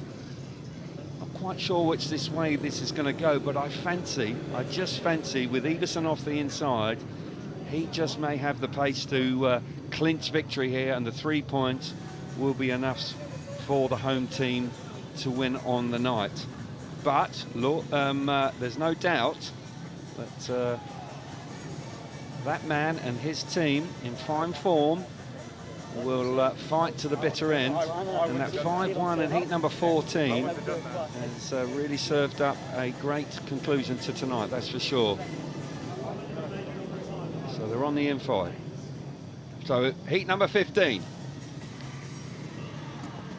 Line up for you. Everson's on the inside in the red helmet colour. Richard Lawson out of gate number 2 in white. Jan Kveck comes from gate number 3 in blue, and Max Frick possibly got the short straw there, going from the outside in the yellow helmet colour, but he's a class act, Frick, and he'll be doing his very best. A 3-all to the home. We'll see the home team through. A 4-2 to the Leicester Lions. Will have a super heat. A 5-1. Of course, for the Leicester Lions, and they will snatch victory here. So all possible results on the line here. 4 laps to decide the outcome. Homeboys just congregating on the inside there, keeping their fingers crossed that they can see it through tonight.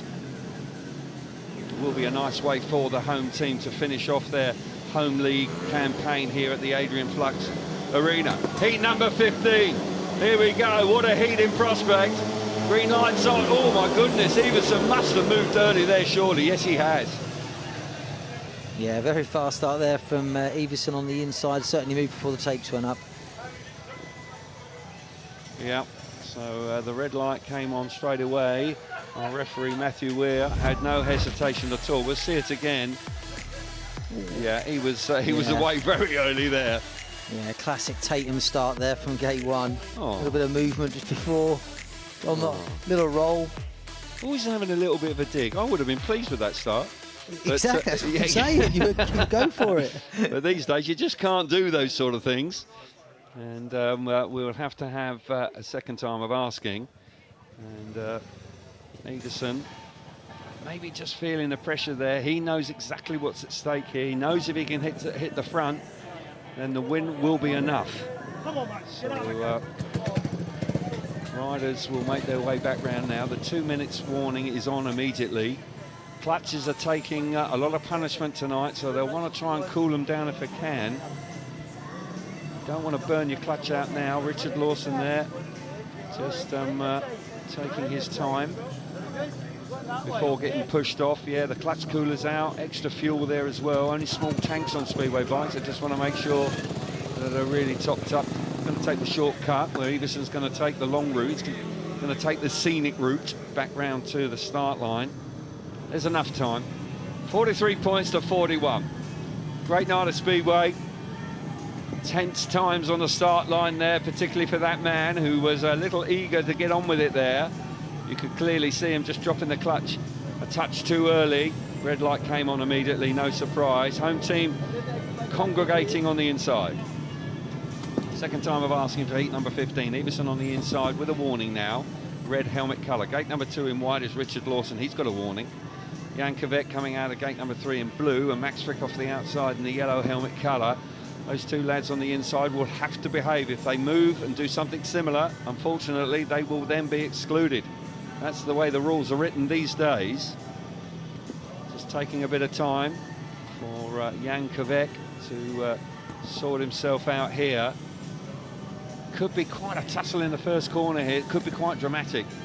Yeah, big battle, I think, between Everson and Lawson going into that first bend. They'll both be sort of keen to get there first and command the race. Heat 15, second time of asking. Which way's it going to go? Green lights on, tapes are up, roaring into the first corner for Big Scott there, so is Everson. They fire themselves to the front. Frick's come around the outside, trying to make an impact down the back straight, but Everson closes the door. Frick's got out of shape, and it looks like it's going to be the home team's night. They're out in front, a big 5-1 on the cards. Quebec superb out of gate 3. Everson now gets his nose in front, and the Stars are pulling away out in front. Oh, brilliant, brilliant first lap from the Kings Lynn boys. Both riders shot out of the start, looked at each other on the first bend. Textbook team riding. You can see the two of them now. You can see Everson on the inside. He's covering his teammates, allowing him that run on the outside. And Kings Lynn looking good for a 5-1. They are indeed. Quebec now beginning to pull away. Everson holding firm in second place. Prix, as hard as he tries, back in third place. Just hasn't been able to make the impact he needed. And out of the final corner, the night belongs to the Kings Lynn Stars. They finish with a maximum score in Heat 15. Many congratulations to them. Leicester Lions have certainly played their part. They really have kept this meeting alive right throughout. That 5-1 in Heat 14 made it go to Heat 15 in the last heat decider. 1 and 3 proving to be decisive. And Quebec and Everson sealing the deal in Heat 15. And they finished their league campaign with a fine win here at home. Terrific stuff. Keith Chapman, the owner, out as well. Just applauding the two lads as they come back towards the pit gate. This is a nice way to finish the league campaign, isn't it? Yeah, it really is, and we've said it before tonight, but they've had such a tough year. They've been rocked by injury after injury, so to finish the way they have, they'll be really pleased with it. Quebec out in front, 3 points for him, 2 points for Everson, 1 point for Max Frick in third, and Richard Lawson misses out. They've won their last 4 home meetings. We'll see it again, and it was all about the first turn here now. Yeah, fantastic start from Quebec on 3. Everson joins in from gate 1, and from then on in, I mean, Max Frick gets himself in a little bit of trouble here. He goes up the inside, he picks up, goes across the corner, a little bit untidy from him. But you can see the Kings Lynn boys, they look supremely confident in front. They're looking for each other, riding as a team, and little fist pump at the end there. Great work. Superb stuff. What a night of Speedway, and a terrific result for the home team. Right, let's get down to Abby. Yeah, it's a really good atmosphere here down in the pits. I will move out the way of the bikes. Niels Christian Everson and Jan Quebec coming into a standing ovation and load of plaudits. We have got interviews and more analysis coming up.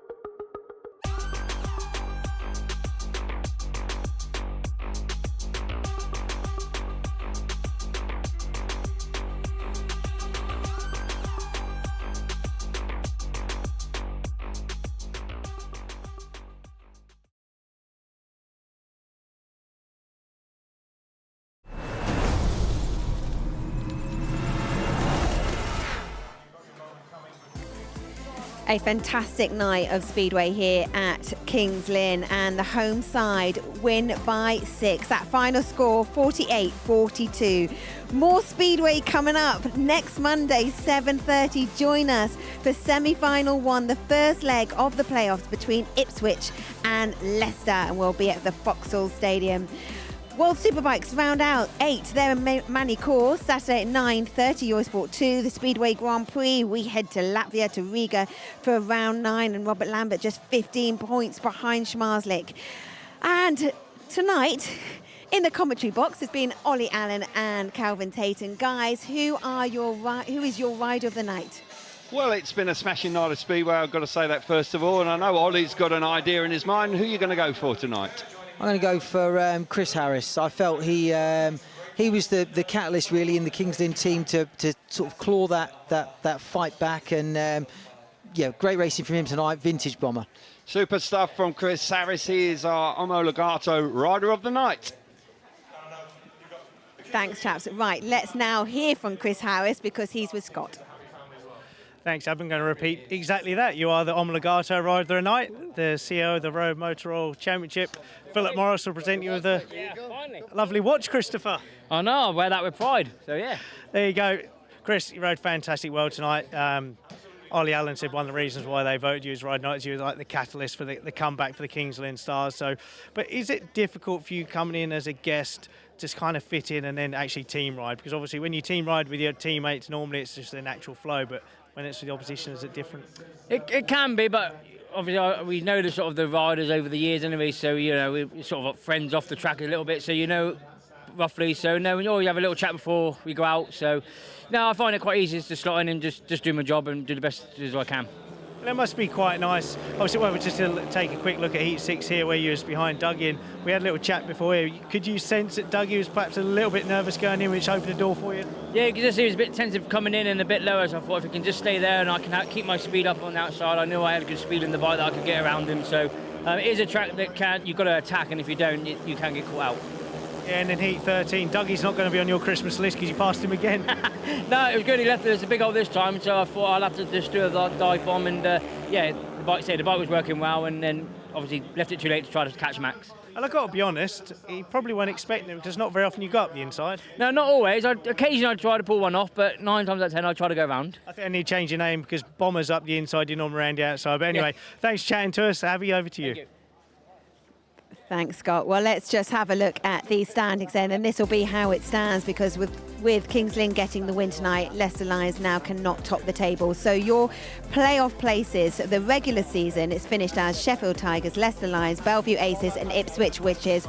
But it will be next week Ipswich Witches against Leicester Lions, and the following week it will be Belle Vue against Sheffield. Scotty, what a meeting we've had. I know that for Kings Lynn, they've had 3 guests, so it's not the 1 to 7 that they started with at the start of the season, but it must have been a case of what could have been if they had that solid team and performed like they did tonight. It's got to be so frustrating, obviously, Rob Lyon there. It's been such a tough season for him as a manager when you kind of got riders getting injured and dropping out. And no, they've had like a mishmash of a team, but in fairness, the riders that come in, I'm not saying it disrespect them, but I wouldn't say they're necessarily any better than the riders they had. Yeah. So when you look at, they've just overturned what arguably you'd say is the form team of the season right now.